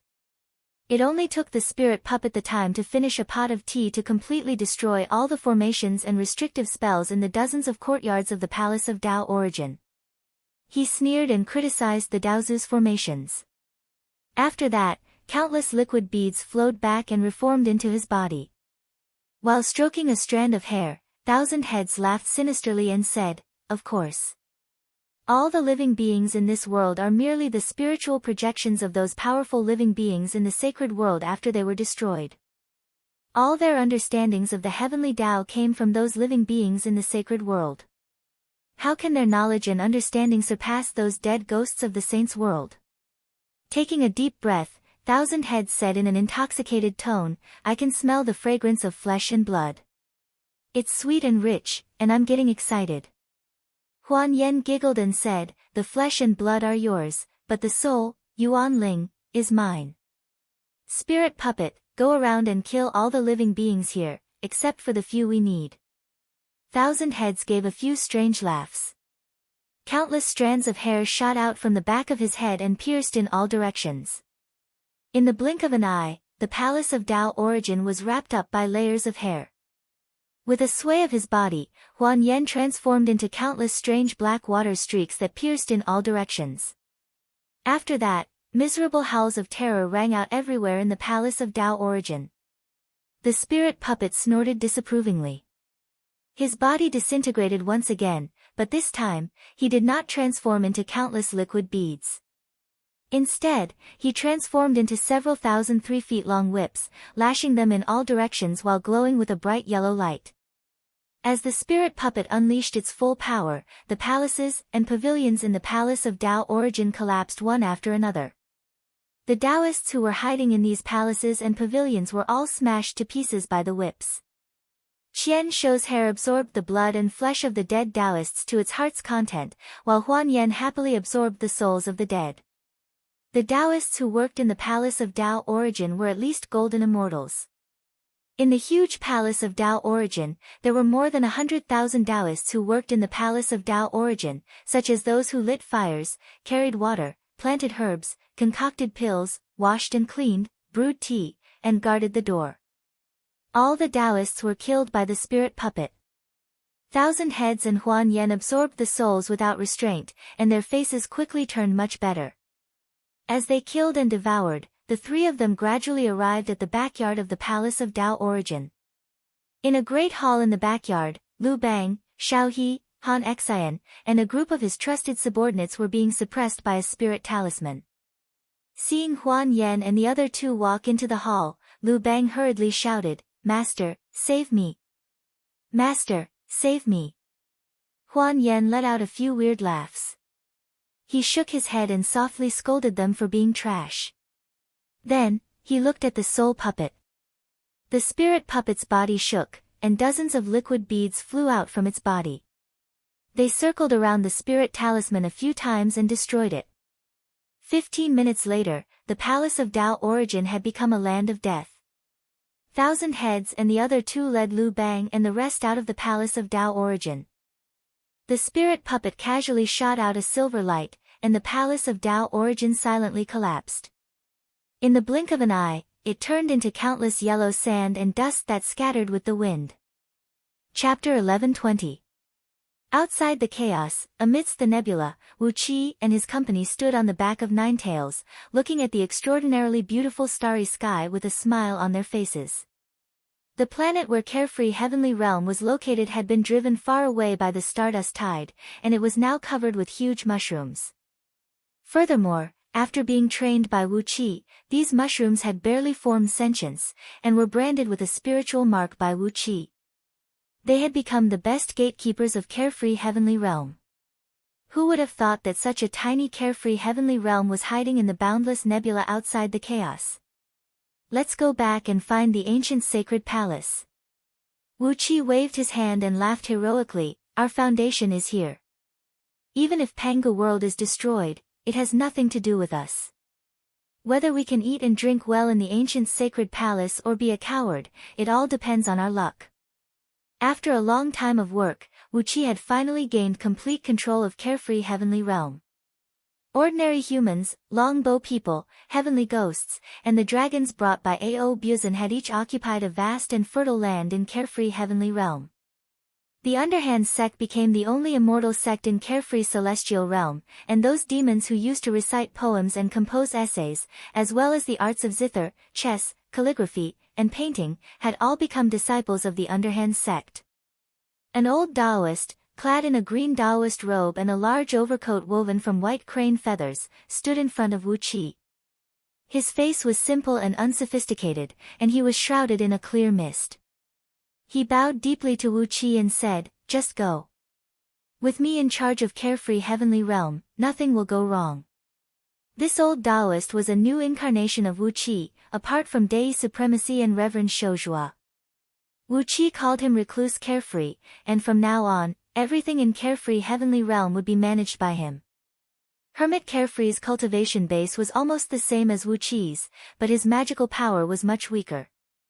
His magical power was about the same as that of a 9th-tier primordial immortal who had just stepped into the realm of Tao reasoning, which made him the weakest among all the supreme experts. However, Carefree Sky Realm did not have any natural or man-made disasters. If Carefree Sky Realm was given enough time, he would be able to slowly cultivate his magic power up. There were countless natural treasures in Carefree Heaven Realm. The White Rat Demon had harmed too many ancient almighty beings in the past, but now, they had all fallen into Carefree's hands. Wu Qi left behind a clone to guard the Carefree Heavenly Realm, so he naturally had nothing to worry about. But, as he was going to the chaotic world to do all kinds of dangerous things, he could not give him too much of his magic power. So, he could only give him the magic power equivalent to a 9th-tier primordial immortal, which was more than enough to deal with all kinds of things in carefree heavenly realm. After all, the cultivation base of a peak-level Dao breaking expert was more than enough to kill any Dao reasoning expert, even if he only had the magic power of a 9th-tier primordial expert. Slapping Carefree on the shoulder, Wuqi gave a long roar and stomped heavily on Ninetails' back. Ninetails, who had been eating and drinking happily in carefree heavenly realm these days, transformed into a beam of light and sped away, disappearing in the blink of an eye. Carefree bowed deeply in the direction where Wuqi had gone, then straightened his body, narrowed his eyes, and said in a deep voice, "Pass down my decree. From today on, all the gods and demons of carefree heavenly realm are to cultivate in seclusion. Do not waste any time, and try your best to improve your cultivation base and magic power. Every year, I will give a sermon and teach them the supreme great Tao. Those who have made the most progress in their cultivation within a year will be rewarded with all kinds of rewards." The few disciples of Underhand sect standing beside Carefree cupped their fists and bowed respectfully, then disappeared into the stardust together with Carefree. The planet where Carefree heavenly realm was located had been driven far away by the stardust. If Carefree did not catch up with it, it would take him a long time to find Carefree heavenly realm. Wuqi and his company returned the way they came. Through the natural formation formed by the 5 black death stars, they returned to the chaos. He was not in a hurry to return to Panga world. Instead, he brought them back to the chaos. Dei Reverend and Reverend Shojua had been maintaining a spiritual connection with him all the time. Panga world was in a great mess now. The palace of Dao origin had been torn down, and the 9 Daozu were hunting down the divine breakers with shining swords in their hands. He was not in the mood to join in the fun. Ji Hao told Princess Shang Lu and the others about what had happened in Panga world. They all laughed out loud, gloating over the disaster that happened to Buddhism and Dao. Qi Xia sighed as she laughed. It was a pity that she was not in Panga world. Otherwise, she would have fought against Thousand Head and the other world breakers. She wanted to see who was stronger, the world breakers, or she, the formless sky devil ancestor, who was fiercer. Chatting and laughing along the way, they had long entered a remote area in the chaos. Back then, Pan Gu created the world, and this was the place where chaos monsters often appeared. In Wu Qi's previous life, Yuan Ling was familiar with this place. In other words, Pan Gu created a world in the place where chaos monsters lived. This was the reason why chaos monsters often visited Pan Gu world after it was created. However, the place Wu Qi and his people entered was a remote area in the chaos. This place didn't produce anything, nor did it have any living creatures. Back in the ancient time, no chaos monsters were willing to wander in this place. This place was filled with violent primal chaos auras, extremely unstable chaos stars, and countless strange and dangerous places. Along the way, Wu Qi and his people encountered at least 30 chaos galaxies that were forming in the chaos. However, these galaxies, which had been forming for countless eras and were about to be formed, were immediately blown up by chaos powers that came from an unknown source. These billions of miles in diameter chaos stars, which were tens of thousands of times larger than the stars in Pan Gu world, exploded. Once they exploded, the power generated by the explosion was great enough to destroy the entire chaos space, which was tens of millions of times larger than the diameter of a star. Wu Qi and his people encountered over 30 exploding chaos galaxies like this on the way. The explosive waves generated by the explosions were countless times more terrifying than the most powerful thunder magic of Wu Qi and his people. Every time, Wu Qi and his people would be tortured to death. The few weakest ones would have died long ago if Wu Qi hadn't risked his life to save them. Dangerous, this is too fucking dangerous. While gasping for air, Ao Buzan grimaced in pain as he smeared a bottle of disinfectant powder on a foot-wide wound on his chest. A faint layer of black flame lingered on the bloody wound. The sticky flame looked like melted glass, quietly burning on Ao Buzan's muscles. A strange aroma of grilled meat suffused the air. Gold Horn, Silver Horn, and Catfish were drooling and twitching their noses, greedily staring at the few pieces of dragon meat on Ao Busan's chest, which were obviously cooked. Just now, they narrowly avoided the explosion of a star, but the terrible shockwave sent them flying far away. They felt the sky was spinning, and even Wu Qi had no idea where he was. Right at that moment, a tiny meteor the size of a thumb came whistling over at a terrifying speed, and coincidentally smashed onto Ao Busan's chest. Fortunately, Ao Busan's instinct to avoid danger was far faster than his reaction speed. Immediately, 3 layers of black dragon scales emerged on his chest, and he met the meteor head-on. The result was what everyone saw. The half-foot-thick dragon scales on Ao Busan's chest were smashed to pieces, and the muscles on his chest caved in into a basin-sized pit. Although the meteor was also smashed to pieces, the bizarre black flame in the meteor still lingered on Ao Busan's chest, burning him and making him emit a strong smell of grilled meat. If she did not know that Ao Busan's cultivation base was far stronger than hers, perhaps she would have leaped onto Ao Busan's chest and gnawed on the dragon meat, which was at least 3 to 4 kilograms of cooked dragon meat. Glaring fiercely at Catfish Flood Dragon and the others, who were drooling and staring at him with hostile eyes, Ao Busan pulled out a short sword and cut off the cooked dragon meat on his chest.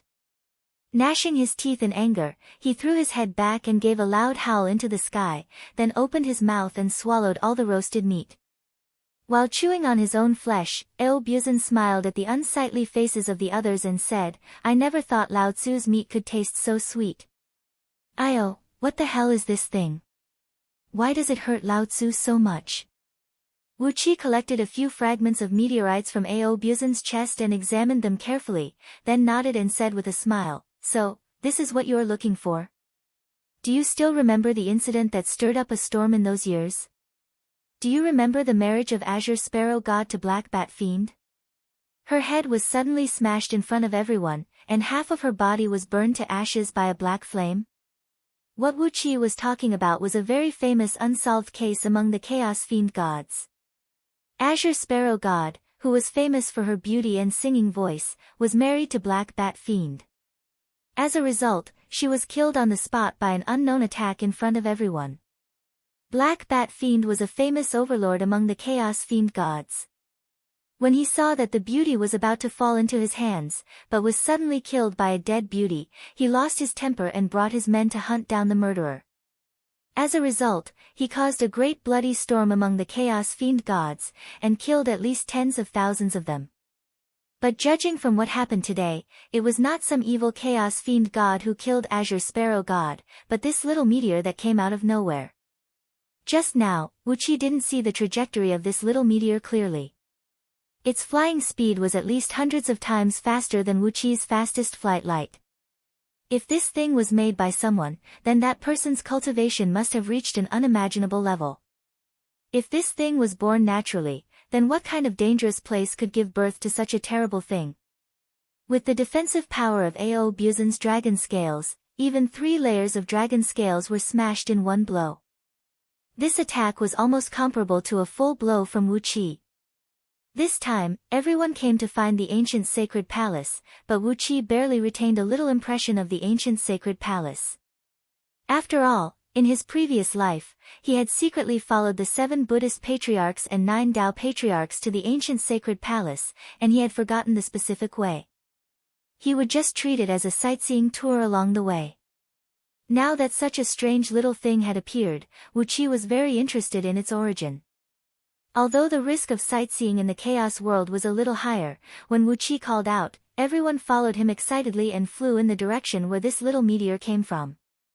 After flying forward at full speed for 7 days and 7 nights, a strange scene suddenly appeared in front of them. Chapter 11:21. A strange, twisted slit appeared in the chaotic airflow. It was a black, spiral-shaped slit, less than 10,000 miles wide, but no one could tell how long it was. It went all the way down from the top of the crowd. The slit was so crooked that it went beyond the limit of Wu Qi's divine sense. When the crowd saw the slit, they instinctively unleashed their divine sense, trying to find out its end. But soon, their expressions changed. Catfish Flood Dragon and Lord Xiansheng were close to body cultivators, so their divine sense was not very strong. Not only could they not find out the end of the slit, but neither Wu Qi nor Yi Xia could tell how long it was, which was very frightening. By now, Wu Qi's divine sense could easily cover the whole Pangu world, but he could not find out how long this dark slit was. Both Wu Qi and Yi Xia's faces turned a little blue, and they shook their heads at the same time. In the primal chaos, there were all sorts of strange and bizarre places of natural danger, and this place was obviously one of them. Some broken bricks and tiles were slowly floating in the spiral-shaped black crevice that was slowly rotating. Among them were green bricks the size of a human head and densely covered with exquisite patterns, magnificent stone pillars that were tens of feet in diameter and over 1,000 feet in length, and some exquisite metal components.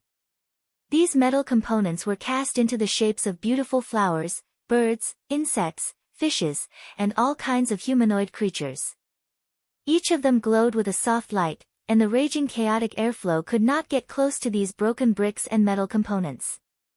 Obviously, there used to be a magnificent building here, but someone or some force had destroyed it, leaving behind these broken bricks and tiles. Judging from the look of it, these broken buildings were sinking downward along the track of some force, but a strange force was filling them, which forcibly opened up such a beautiful spiral slit in the chaotic airflow. Countless wreckage slowly rotated and sank down along a fixed trajectory. Above the crowd, countless debris floated in the bottomless black slit, and under their feet, countless debris was also drifting in the bottomless black slit. What is this? Ao Buzan asked subconsciously. He reached out his hand and grabbed a handful of debris in the distance. In the blink of an eye, a 10 feet tall statue of a naked girl, glowing with a golden light, was pulled over from the void. Naturally, his hands found their way to the towering breasts of the exquisite statue of the naked woman. Then, he gave them a couple of obscenities and laughed, "Hee hee, it's still warm. Hee hee, it's a little soft and springy." While speaking, Ao Buzan's face turned extremely weird.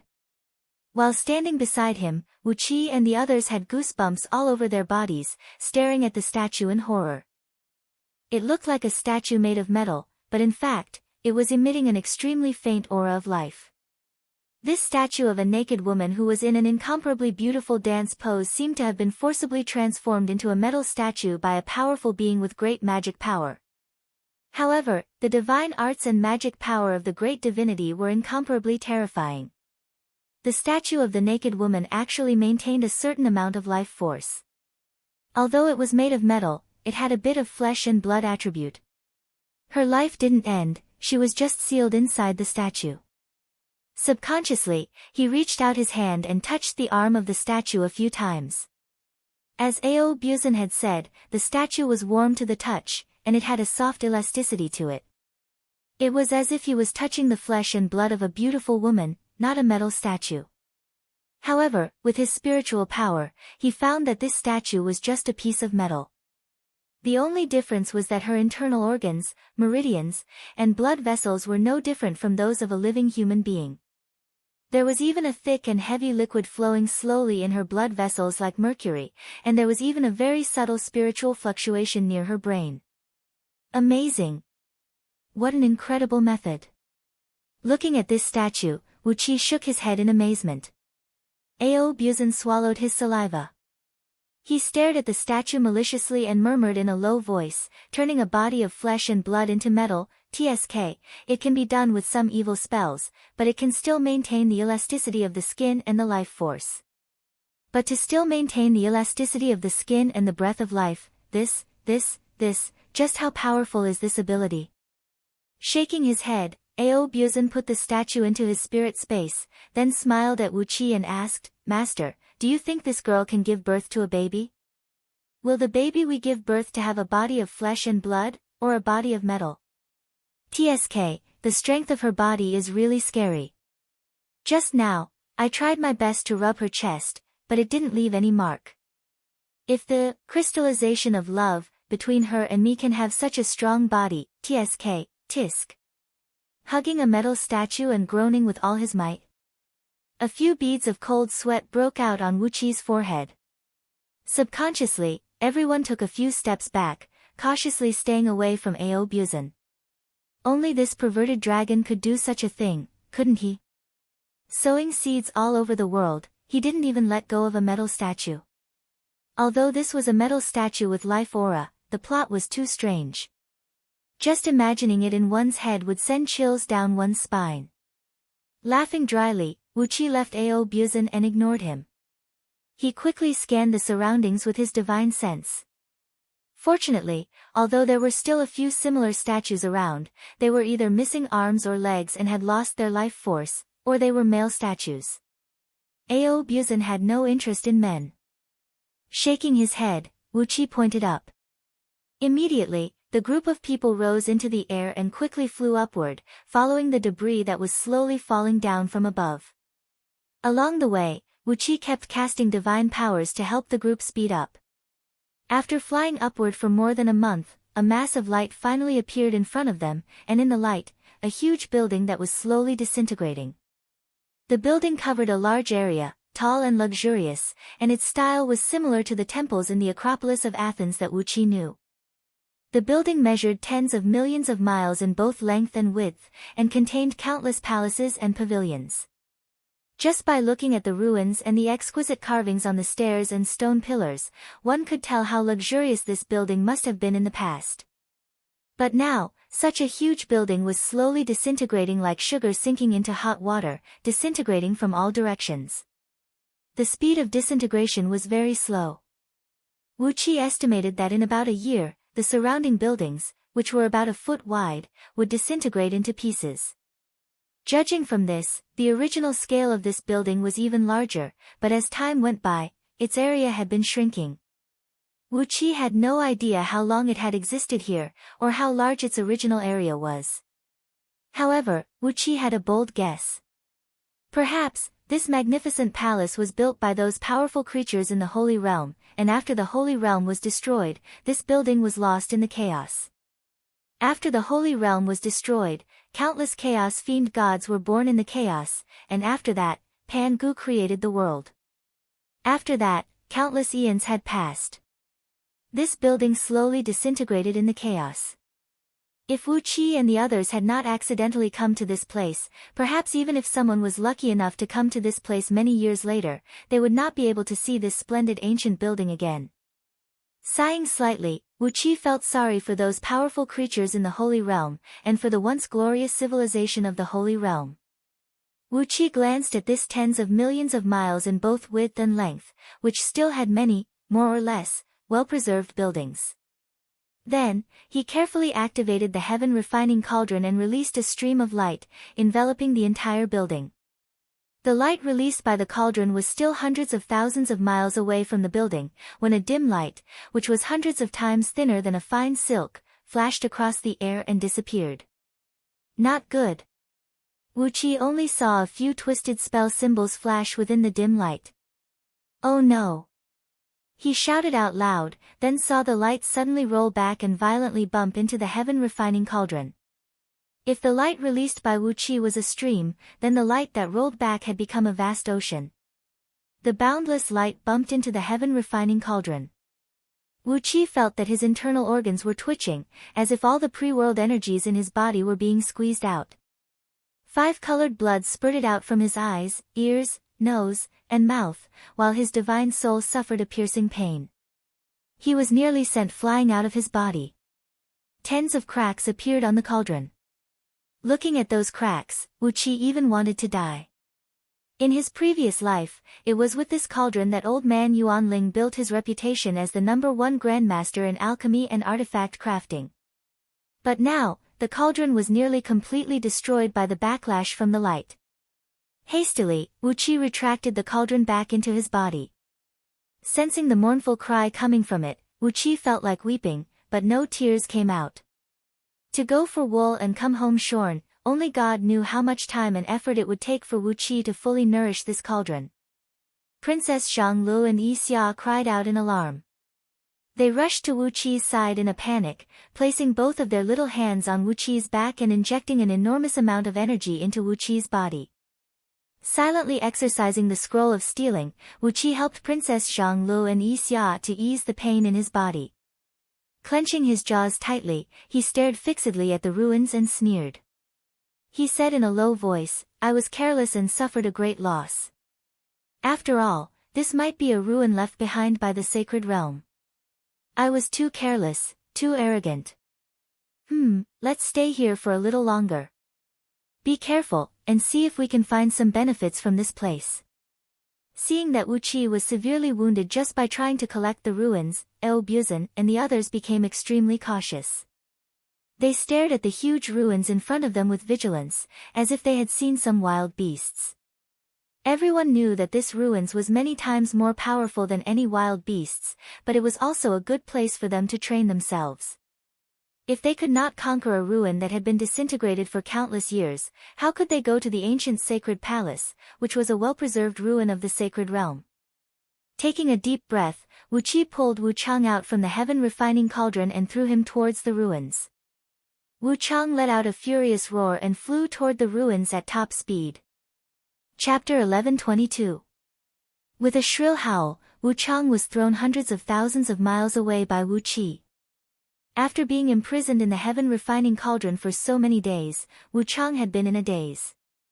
However, he was, after all, an extraordinary man. After being pulled out of the cauldron by Wu Qi, he immediately found himself in the chaos. He knew about the dangers of the chaotic world. After all, he was once the chief oracle of the great alliance of human clans, so he naturally knew a lot of things passed down from ancient times. Wu Qi grabbed him, threw him out, and casually sealed all his cultivation base. No matter what Wu Qi was going to do, he just kept rushing forward like a stone marble. Cold sweat gushed out from every pore of Wu Chang's. Was he thrown out of the chaos like a stone marble? What was in front of him? Was it the nest of those ferocious chaotic creatures?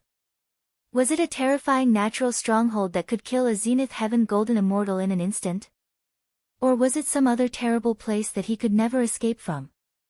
An unknown fear made Wu Chang scream at the top of his lungs. His scream was so unpleasant that Wu Qi had to cover his ears with his hands. Didn't this guy claim to have an immortal body? Wu Qi squinted his eyes, covered his ears, and said with a proud smile, "What else could be more suitable as a tool to explore the way? Anyway, he won't die, so there's no risk. At most, he'll suffer a little. Even if he accidentally dies. Well, if he dies, then he dies, right? What's worth?" The people around Wu Qi nodded in agreement. As a man with an immortal body, if you don't sacrifice yourself to explore the way, then who will? They did not have the slightest pity in their hearts. They laughed and watched Wu Chang fly across the void while screaming. Soon, they arrived at the place where the heaven-refining cauldron's fresh air was bounced back. In the void, a very thin and faint halo flashed, and 6 twisted runes flashed slightly. Wu Chang's body suddenly froze, and then he quickly flew towards Wu Qi. If the speed at which Wu Qi threw Wu Chang was 1, then the speed at which Wu Chang was bounced back was 100, or even 1,000 or 10,000. The dreadful speed brought with it a dreadful power. Wu Chang's body was still intact at first, but in just a fraction of a second, when he was less than 100 miles away from Wu Qi, his body could no longer withstand the terrible counterforce. His whole body disintegrated with a boom, turning into minced meat and a mist of blood that sprayed toward Wu Qi and the others. Wu Qi hurriedly raised the sky-covering flag of chaos, and a large cloud of black mist enveloped everyone. The black mist overlapped and formed a tough barrier, blocking Chang's broken flesh and blood. A big half of the black mist that was transformed from the sky-covering flag of chaos was shattered as well, and the flag itself was nearly harmed. What a strong counterforce! The power contained in every drop of Wu Chang's blood and flesh was no weaker than a full-strength strike launched by an ordinary Tao-breaking being. That was enough to destroy a star area in Pangu world. Translators thoughts Unimon _Unimon___Unimon___. Finally, the crowd realized how frightening the counterforce was that Wu Qi had withstood just now. Fortunately, his fleshly body was ridiculously strong, or else he would have been beaten to the same state as Wu Chang. Fortunately, the sky-shrouding flag of primordial chaos was able to block Wu Chang's blood. The viscous blood wriggled wildly in the void. Gradually, the blood gathered together and reformed into a huge ball of blood. Shrill screams could be heard from the blood ball, and soon, the blood ball began squirming intensely. In a quarter of an hour, Wu Chang reappeared in front of everyone, with a pale face. Countless dirty words were about to come out of Wu Chang's mouth, but Wu Qi grabbed Wu Chang's throat before he could say anything. Wu Qi grinningly said to Wu Chang, "The immortal body is indeed worthy of its reputation." Elder Wu Chang, please try again. Those 6 spell symbols were very mysterious, and I haven't memorized them all yet. As for what those spell symbols can do, you have to try them a few more times. Wu Chang let out a long, shrill cry, but Wu Qi had already thrown him away. This time, Wu Qi had used a little bit of the divine ability of the fiend god of strength from the Inferno Hell Fiend scripture, throwing Wu Chang with a greater force, and at least twice as fast as before. In the blink of an eye, Wu Chang howled miserably as he was bounced back by the light curtain again. This time, Wu Chang's speed was twice as fast, and the force of the rebound was also twice as strong. As soon as Wu Chang was bounced out, his body turned into a pool of blood and flesh that sprayed out in all directions. Wu Qi had produced the sky-veiling flag of chaos and another evil treasure, the soul shield of bone. The 2 supreme treasures of primal protected everyone at the same time, and only then were they able to block the blood and flesh that Wu Chang reflected back.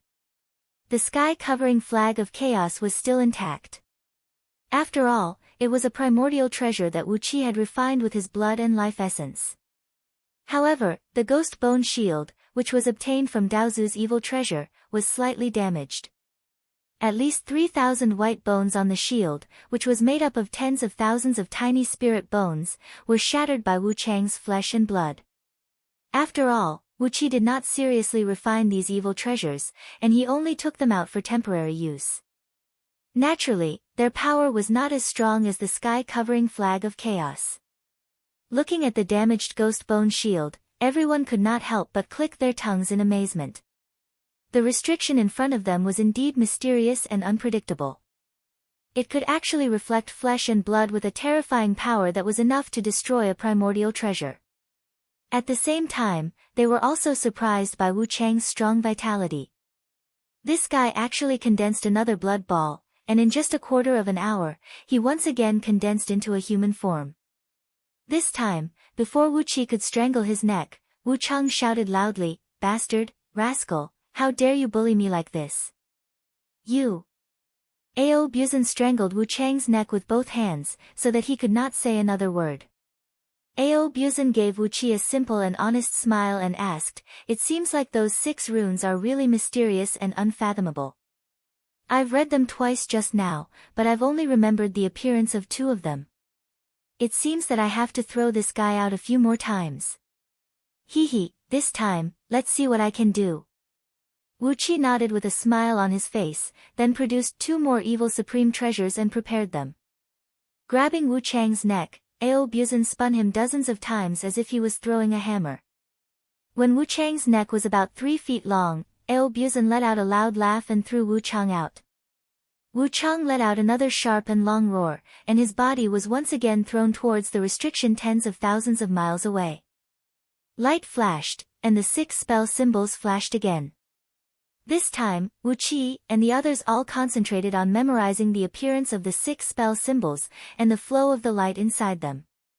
Wu Chang howled miserably. This time, as soon as he touched the barrier, he was turned into a puddle of blood. Then, accompanied by a loud boom, a great amount of blood shot whistling toward the crowd. Every drop of blood, which was the result of Wu Chang's broken fleshly body, tore through the void and came in front of Wu Qi and the others like thunderbolts.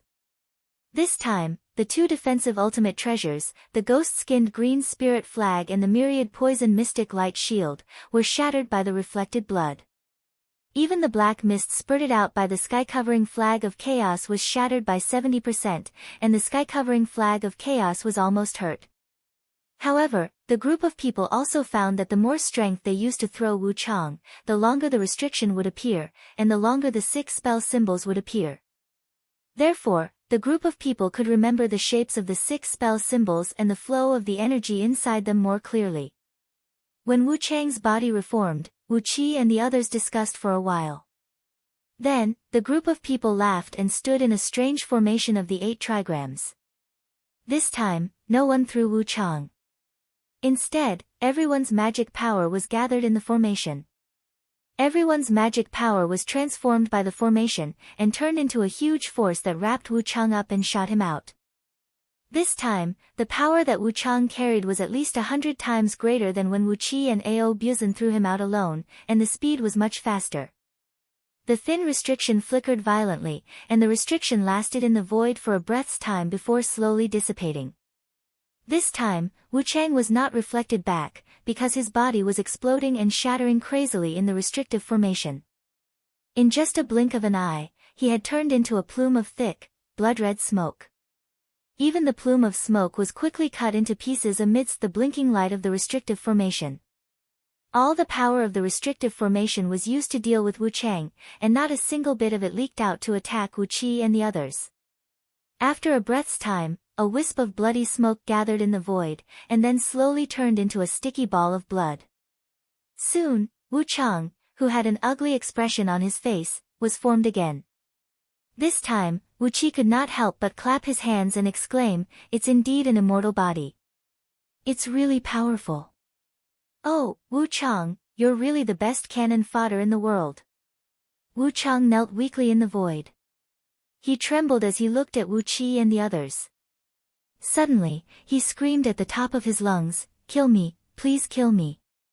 What kind of damned restriction is this? Why? Wu Chang's face twitched, and his eyes turned white. Sticky white foam kept coming out of his mouth, and he looked like he was going insane. Wu Qi could not help but be curious. Did the restriction really make Wu Chang suffer so much? Why did he look like he had been tortured in the 18 levels of hell for countless years, and his whole body was about to collapse? That was strange. He had been imprisoned by the Celestial Court for so many years, but hadn't he always been full of energy? Shaking his head, Wu Qi produced the sky-veiling flag of chaos and pulled Wu Chang back. "If we could kill you, we'd definitely give you a quick death," he said with a smile. "But look, we can't kill you now either. You have an immortal body."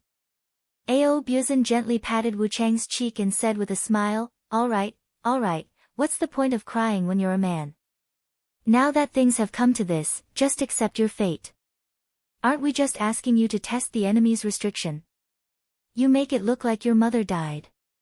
Do you have to be so miserable?" Laughing strangely, Ao Buzan grabbed Wu Chang and asked, "Who is interested in throwing him again?" Lord Xiansheng took Wu Chang from him with a smile on his face, then turned to Wu Qi and said, "An immortal body is a supreme treasure. With such a stone to explore the way, what formation can stop us?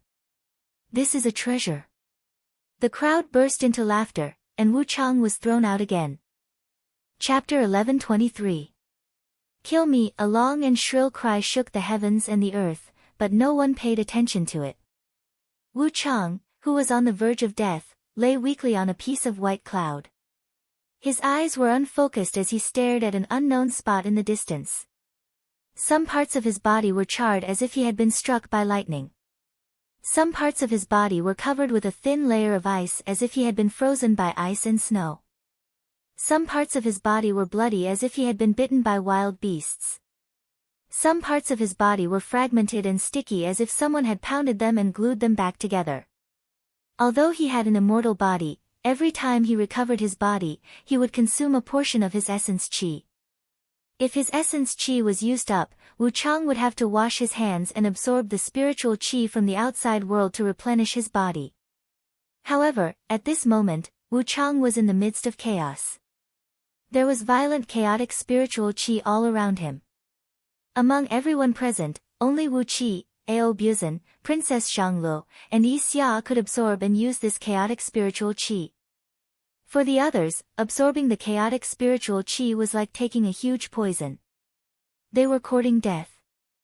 Not only could Wu Chang not absorb the chaotic spiritual qi to recover his essence qi, but he also had to continuously consume his essence qi to isolate the chaotic spiritual qi from his body. He was already severely exhausted, and now he was continuously consuming his essence qi. He could only feel his vision turning black, and it seemed like he could not hold on any longer. However, Wu Qi was not in the mood to help Wu Chang heal. To Wu Qi, a half-dead Wu Chang was more reliable than an energetic Wu Chang. Along the way, he had relied on Wu Chang to explore the way, but Wu Chang had also tried to escape several times. Once, he had even escaped millions of miles away with a part of his essence qi. Fortunately, Wu Qi was vigilant and captured him alive. Since then, Wu Qi had been more careful in using Wu Chang. He had been even more careful in letting Wu Chang traverse the mines all the way here. Seeing that there was only one last and most complicated restriction left, Wu Qi was racking his brains to break it. The ruins that were slowly collapsing had a total of 13 restrictive spells. The outermost restrictive spell was the one that had caused Wu Qi so much pain. It was a restrictive spell composed of 6 runes. Through Wu Chang's conscientious exploration, the mystery of the 6 runes was fully grasped by Wu Qi. Then, Wu Qi used the primordial runes in the Book of Ancient God to build a complicated forbidden breaking formation, completely breaking the forbidden breaking formation that had almost exhausted its energy. After that, 11 more restrictions appeared one after another. Each rune was more complicated than the previous one, and also more powerful. However, with the experience of breaking the first restriction, and with the help of Wu Chang, the best pathfinder in the world, Wu Qi spent a lot of time and energy to finally break all 11 restrictions. Now, it was the last restriction.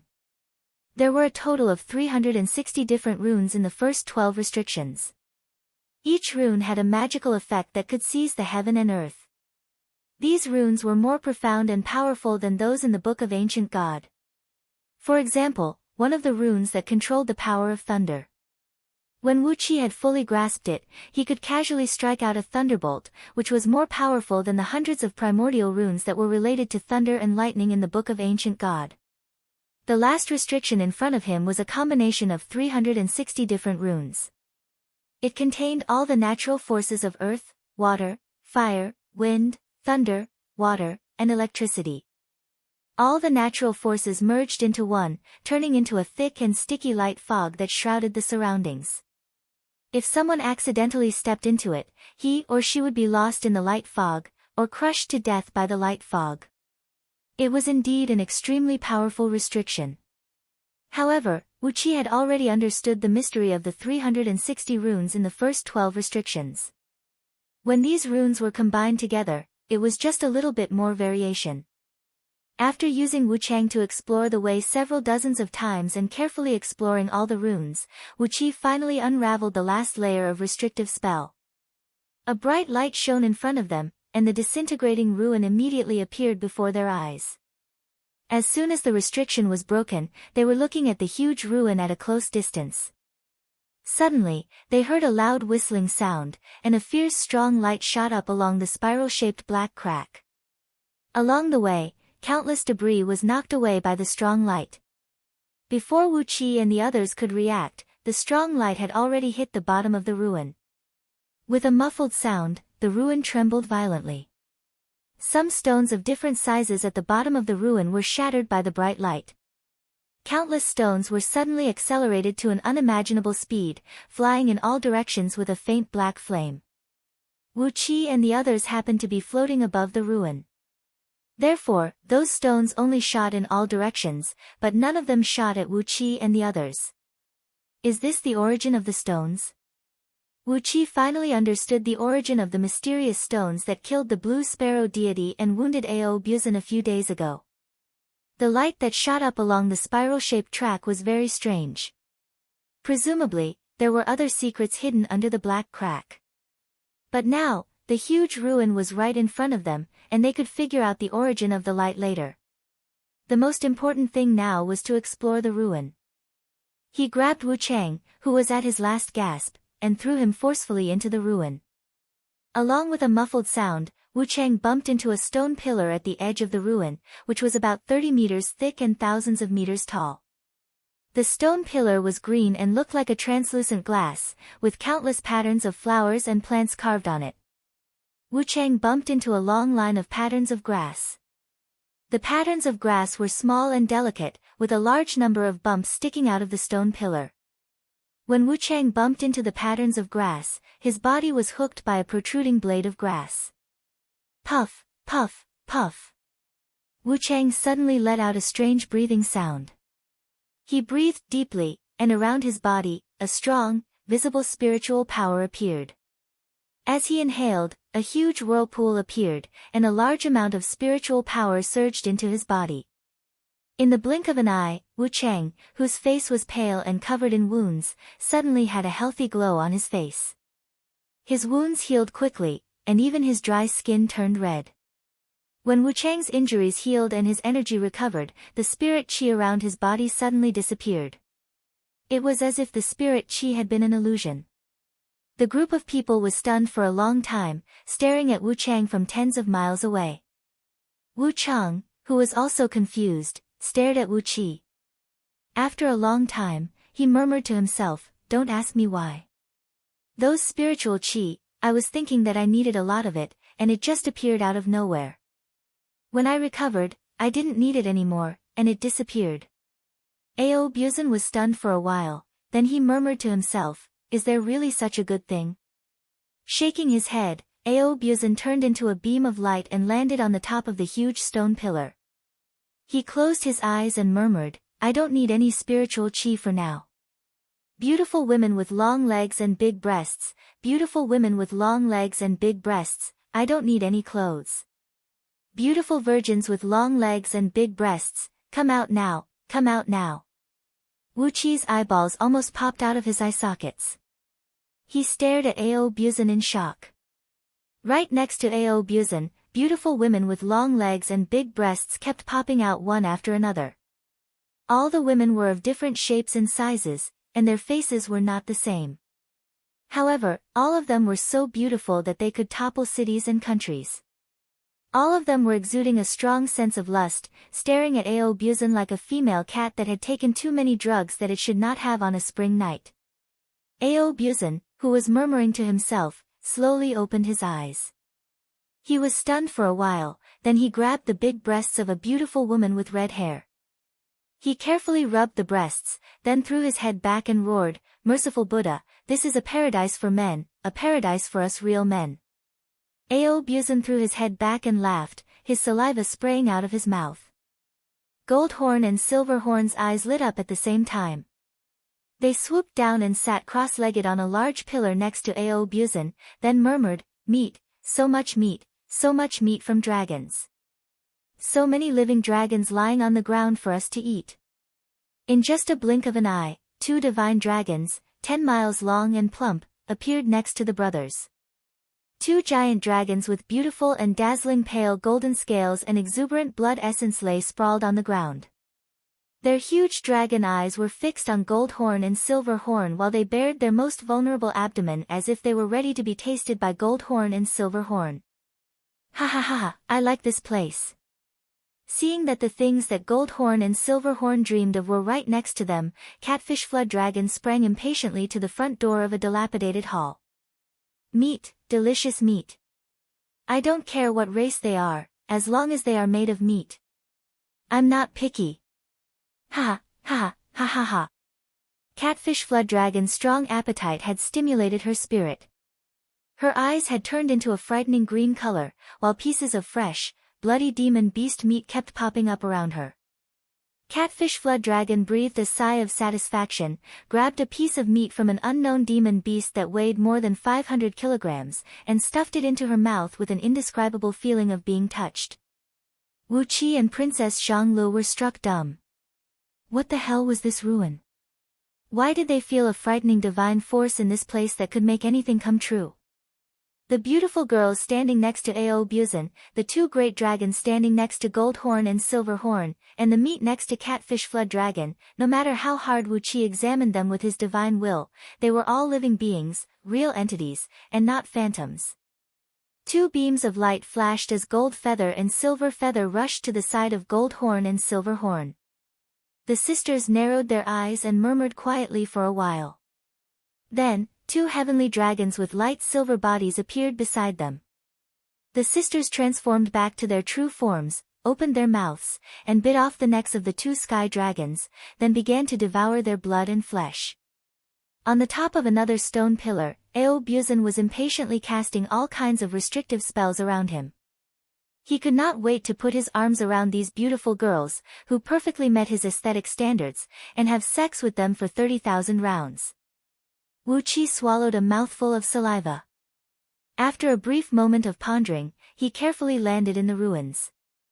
Narrowing his eyes, Wu Qi tried to recall something in his memory, then reached out his hand and murmured in a low voice, "Myriad Spirit Cauldron, the original spirit treasure of Pan Gu world, Myriad Spirit Cauldron, come out, come out." As Wu Qi murmured, a large square cauldron slowly emerged in front of him.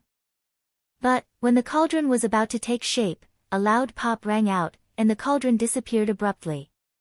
All the others had their dreams fulfilled, but the Myriad Spirit Cauldron in Wu Qi's dream did not. Chapter 1124. Everything on the huge stone pillar was shrouded in a dense mist. Apart from Aobuzan's heavy panting, no one could see what was going on inside. Only the occasional cries of a cat, which sounded like the cries of a cat, could make people guess what was going on inside. Gold Horn, Silver Horn, Gold Feather, and Silver Feather were gorging themselves. Dozens of dragon bones were piled up haphazardly next to them, and large chunks of dragon meat were being swallowed by them. It was obvious that their bodies were undergoing some mysterious changes. With the replenishment of a large amount of true dragon meat, their bodies were becoming stronger and more psychic. Gold Horn's and Gold Feather's bodies had turned into half-energy gold, and so did Silver Horn and Silver Feather. Their bodies had turned translucent, as if they were formed from light mist. Clearly, their bodies were undergoing a rapid reaction with the energy of heaven and earth, and their divine abilities and magic power were undergoing a rapid transformation. The same was true for Catfish and Lord Xiansheng. They kept forming a huge number of divine beasts around them, plucking out their essence and devouring it. Their physical strength and magic power were growing rapidly, and their bones were crackling like popping beans. It was obvious that their physical strength was growing crazily. Princess Zhanglu was hovering in a five-colored cloud, constantly absorbing a large amount of innate energies of 5 elements, purifying and transforming them into her own chaotic divine energy. Yi Xia, on the other hand, was laughing wildly as she devoured the pure souls that kept emerging from around her. Each of them was at least as strong as the immortal soul of a peak-level gold immortal, and with every soul Yi Xia devoured, her aura grew stronger. Everyone had obtained endless benefits here. As long as they could think of something, it would immediately appear. Only Wu Qi's Myriad Spirit Cauldron failed. Just when the cauldron in Wu Qi's mind was about to take shape, Wu Qi's divine soul suddenly went into a trance, and the huge cauldron disintegrated with a boom, turning into billowing natural energy and scattering in all directions. Wu Qi was blasted away by the Myriad Spirit Cauldron, and he almost vomited blood. Strange, everyone has gotten what they want, including the incomparably precious innate energies of 5 elements. So, why did the Myriad Spirit Cauldron fail? Wu Qi pondered for a brief moment, then frowned and gave it another thought. Accompanied by a low rumble, a huge 3-legged cauldron slowly appeared in front of Wu Qi. The cauldron's entire body was shimmering with a clear light, exuding a strong innate aura. White true fire kept gushing out of it, as if it could refine the entire world. The heaven-refining cauldron, the life treasure of Elder Yuan Ling in Wu Qi's previous life, actually appeared in front of Wu Qi out of thin air. After a long while, Wu Qi took out his heaven-refining cauldron, which had cracked because of the counterforce of the restrictive spells. Except for the dozens of glaring cracks on its surface, this heaven-refining cauldron looked no different from the original one. Carefully, Wu Qi sent his divine sense into the heaven-refining cauldron in front of him. It was indeed the heaven-refining cauldron. Be it the aura or the quality, or even the countless restrictive spells left in it by Elder Yuan Ling, everything was the same. After pondering for a brief moment, Wuqi slowly pushed the heaven-refining cauldron over his head towards the cauldron in front of him. Softly, he recited the controlling spell of the heaven-refining cauldron, while his hands kept changing incantation gestures. At the same time, the two cauldrons sprayed out the milky white Yuanling true fire. The white flames blended with each other and gradually merged into one. The flames dragged each other and produced a strong suction force. Slowly, the two cauldrons merged into one. Soon, a brand new heaven-refining cauldron appeared in front of Wuqi. All the cracks on the cauldron were gone, and everything went back to normal. However, this new heaven-refining cauldron was at least twice as powerful as Wuqi's original spirit treasure. In terms of materials and other aspects, everything was much stronger than before. Even the temperature of the Yuanling true fire inside the cauldron had been raised by at least 2 times. Curiously, Wuqi waved a finger towards the white flame. Along with a sizzling noise, the skin and flesh on his finger were instantly burned off. The heaven-refining true fire, which was made from his primordial spirit, actually burned his physical body. Wuqi's heart missed a beat, then he was wild with joy. Apparently, this was because the power of the Yuanling true fire had skyrocketed, and he still couldn't control it freely. Even his strong physical body couldn't withstand this flame. If it were anyone else, they would have been burned into ashes within a moment, wouldn't they? Remaining silent for a while, Wuqi decided to go all out. One heaven-refining cauldron after another appeared in front of him, and he kept merging them with each other. After 36 times, an enormous heaven-refining cauldron, tens of thousands of meters tall, could no longer shrink, no matter how hard Wuqi incanted a spell or cast a spell. The white flame released from the cauldron instantly raised the surrounding temperature, scaring everyone except Wuqi and forcing them to flee in panic, appeared in front of Wuqi. The power of this cauldron had reached an unimaginable level. Wuqi could barely control it by activating all of his soul power, just like a 3 or 5-year-old kid trying to control a fierce horse. Wuqi's entire body was soaked in cold sweat, and he felt powerless. He clenched his teeth tightly and continued to inject one controlling spirit art after another into this ridiculously powerful heaven-refining cauldron, barely preventing it from suffering any irreparable damage. The heaven-refining cauldron was a supreme grand mist artifact. Now, when more than 30 heaven-refining cauldrons merged into one, its power didn't just increase by more than 30 times, but by nearly 100 times. This had exceeded the limit of Wuqi's ability to control it freely. The flame that was crazily shooting out from the cauldron's mouth made Wuqi feel a sense of fear. The feeling was like a father looking at his son, who had gone insane and became a man with extraordinary strength. Although Wuqi could still sense that the Yuanling true flame was the prime true flame refined from his divine soul, he could barely control it, and could not control it as freely as before. Gnashing his teeth, Wuqi threw a supreme grand mist artifact, the soul-slaughtering green light, which he obtained from Daozu, into the heaven-refining cauldron. Along with a loud sizzling noise, this evil supreme grand mist artifact was burned into a wisp of green smoke by Yuanling's true flame, without leaving any residue. After being tossed around by Wuqi, the heaven-refining cauldron had completely surpassed the grade of the so-called supreme grand mist artifact, reaching a level that even Wuqi could not understand.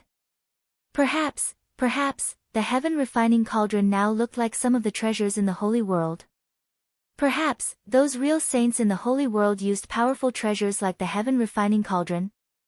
With a twisted face, Wuqi kept incanting incantations and spitting out 36 mouthfuls of blood essence in a row. Only then did he retract the heaven-refining cauldron into his body. Panting, he wrapped the heaven-refining cauldron with his divine soul and barely suppressed it. Then, he tried to nourish it with his divine soul and communicate with it, hoping to regain the feeling of being able to control it as easily as he did in the past. All the people crowded around him, asking him what happened just now in astonishment. Just now, the heaven-refining cauldron suddenly exploded, sending a white flame soaring into the sky. The surrounding temperature rose crazily, and even the supreme grand mist artifact was instantly turned into a wisp of green smoke. The terrible heat made everyone flee in panic. Apart from the others, Ao Buzan was the only one who was in a sorry state. He flew into the sky with his bare buttocks, looking 10,000 times worse than anyone else. Therefore, Eobuzen was the angriest of them all. He bared his fangs and brandished his claws, asking Wu Qi what he had done. Thoughtfully, Wu Qi told everyone what he had just done. The myriad spirit cauldron did not succeed, but the heaven refining cauldron, which Wu Qi knew every detail about, was successfully formed. Wu Qi had a speculation. It was true that people could form all kinds of objects according to their will, but they could only do so when they were the objects they were most familiar with. For example, Eobuzen was very familiar with women. Gold horn, silver horn, and gold feather were very familiar with the body structure of dragons. Catfish and Lord Xiansheng, the two foodies, were very familiar with the body structure of all kinds of divine beasts. Yuan Qing and Tu Xiaobai were very familiar with the aroma and taste of various spirit fruits. As for Princess Zhanglu, she had completely mastered the innate five elements energy. As for Yi Xia, as the ancestor of the invisible heavenly fiends, she could clearly analyze any soul. They were very familiar with the objects they wanted to form, so they were able to form the objects they wanted in the ruins. But Wu Qi had failed to form the myriad spirit cauldron, because apart from its appearance, Wu Qi knew nothing about it. The heaven refining cauldron had been refined by Lord Yuanling for countless years, so he was familiar with every detail of it. Therefore, he was able to successfully condense the heaven refining cauldron. Not only that, he had condensed dozens of heaven refining cauldrons in a row, but he had also fused them into one, turning them into a supreme grand mist artifact whose power far surpassed that of a grand mist artifact. As Wu Qi explained, he reached out his hand again. The myriad spirit cauldron gradually appeared in front of him. But after a while, just as the myriad spirit cauldron was about to take shape, the cauldron suddenly shattered with a bang. The spiritual energy that gushed out from the cauldron blasted everyone away. After that, Wu Qi recited a spell in his mind, and a sky-veiling flag of chaos slowly took shape in front of him. Then, he produced the one he had refined himself. The two flags were exactly the same. He used a mystic art to fuse the two flags into one, and the power of the sky-veiling flag of chaos instantly doubled. My guess is right. The things that can make one's wishes come true must be the things that one knows best. Wu Qi recalled some information he had learned from Pangu. Those mighty saints in the real sacred realm had this ability. They could create all kinds of treasures and races out of thin air, and they could create all kinds of things with just a thought. That was how interesting this ruin was. This was merely a ruin, yet it already possessed such a frightening power. It was hard to imagine what the real sacred realm was like before the world destruction. Looking at the crumbling ruins around him, Wu Qi breathed out a long sigh and said, with our current knowledge and experience, we still don't know how this divine ability works. But, don't bring those women out again. Make good use of this place and improve your overall strength. In Yuanling's nether realm, there is a rainbow divine lotus that I've always been reluctant to consume. A single lotus can improve the cultivation of each of us by 10 eons. The eyes of the people standing around Wu Qi shone instantly. Even Princess Zhanglu stared at Wu Qi with their eyes wide open. A single lotus could improve the cultivation of each of them by 10 eons, then, if they could produce 800 or 1,000 lotuses in this place, wouldn't the biggest weakness of Wu Qi and his companions be eliminated? Their cultivation was not weak at all, and the only thing they lacked was energy. Wu Qi smiled. It was such a shame that no one had come to this ruin for so many years.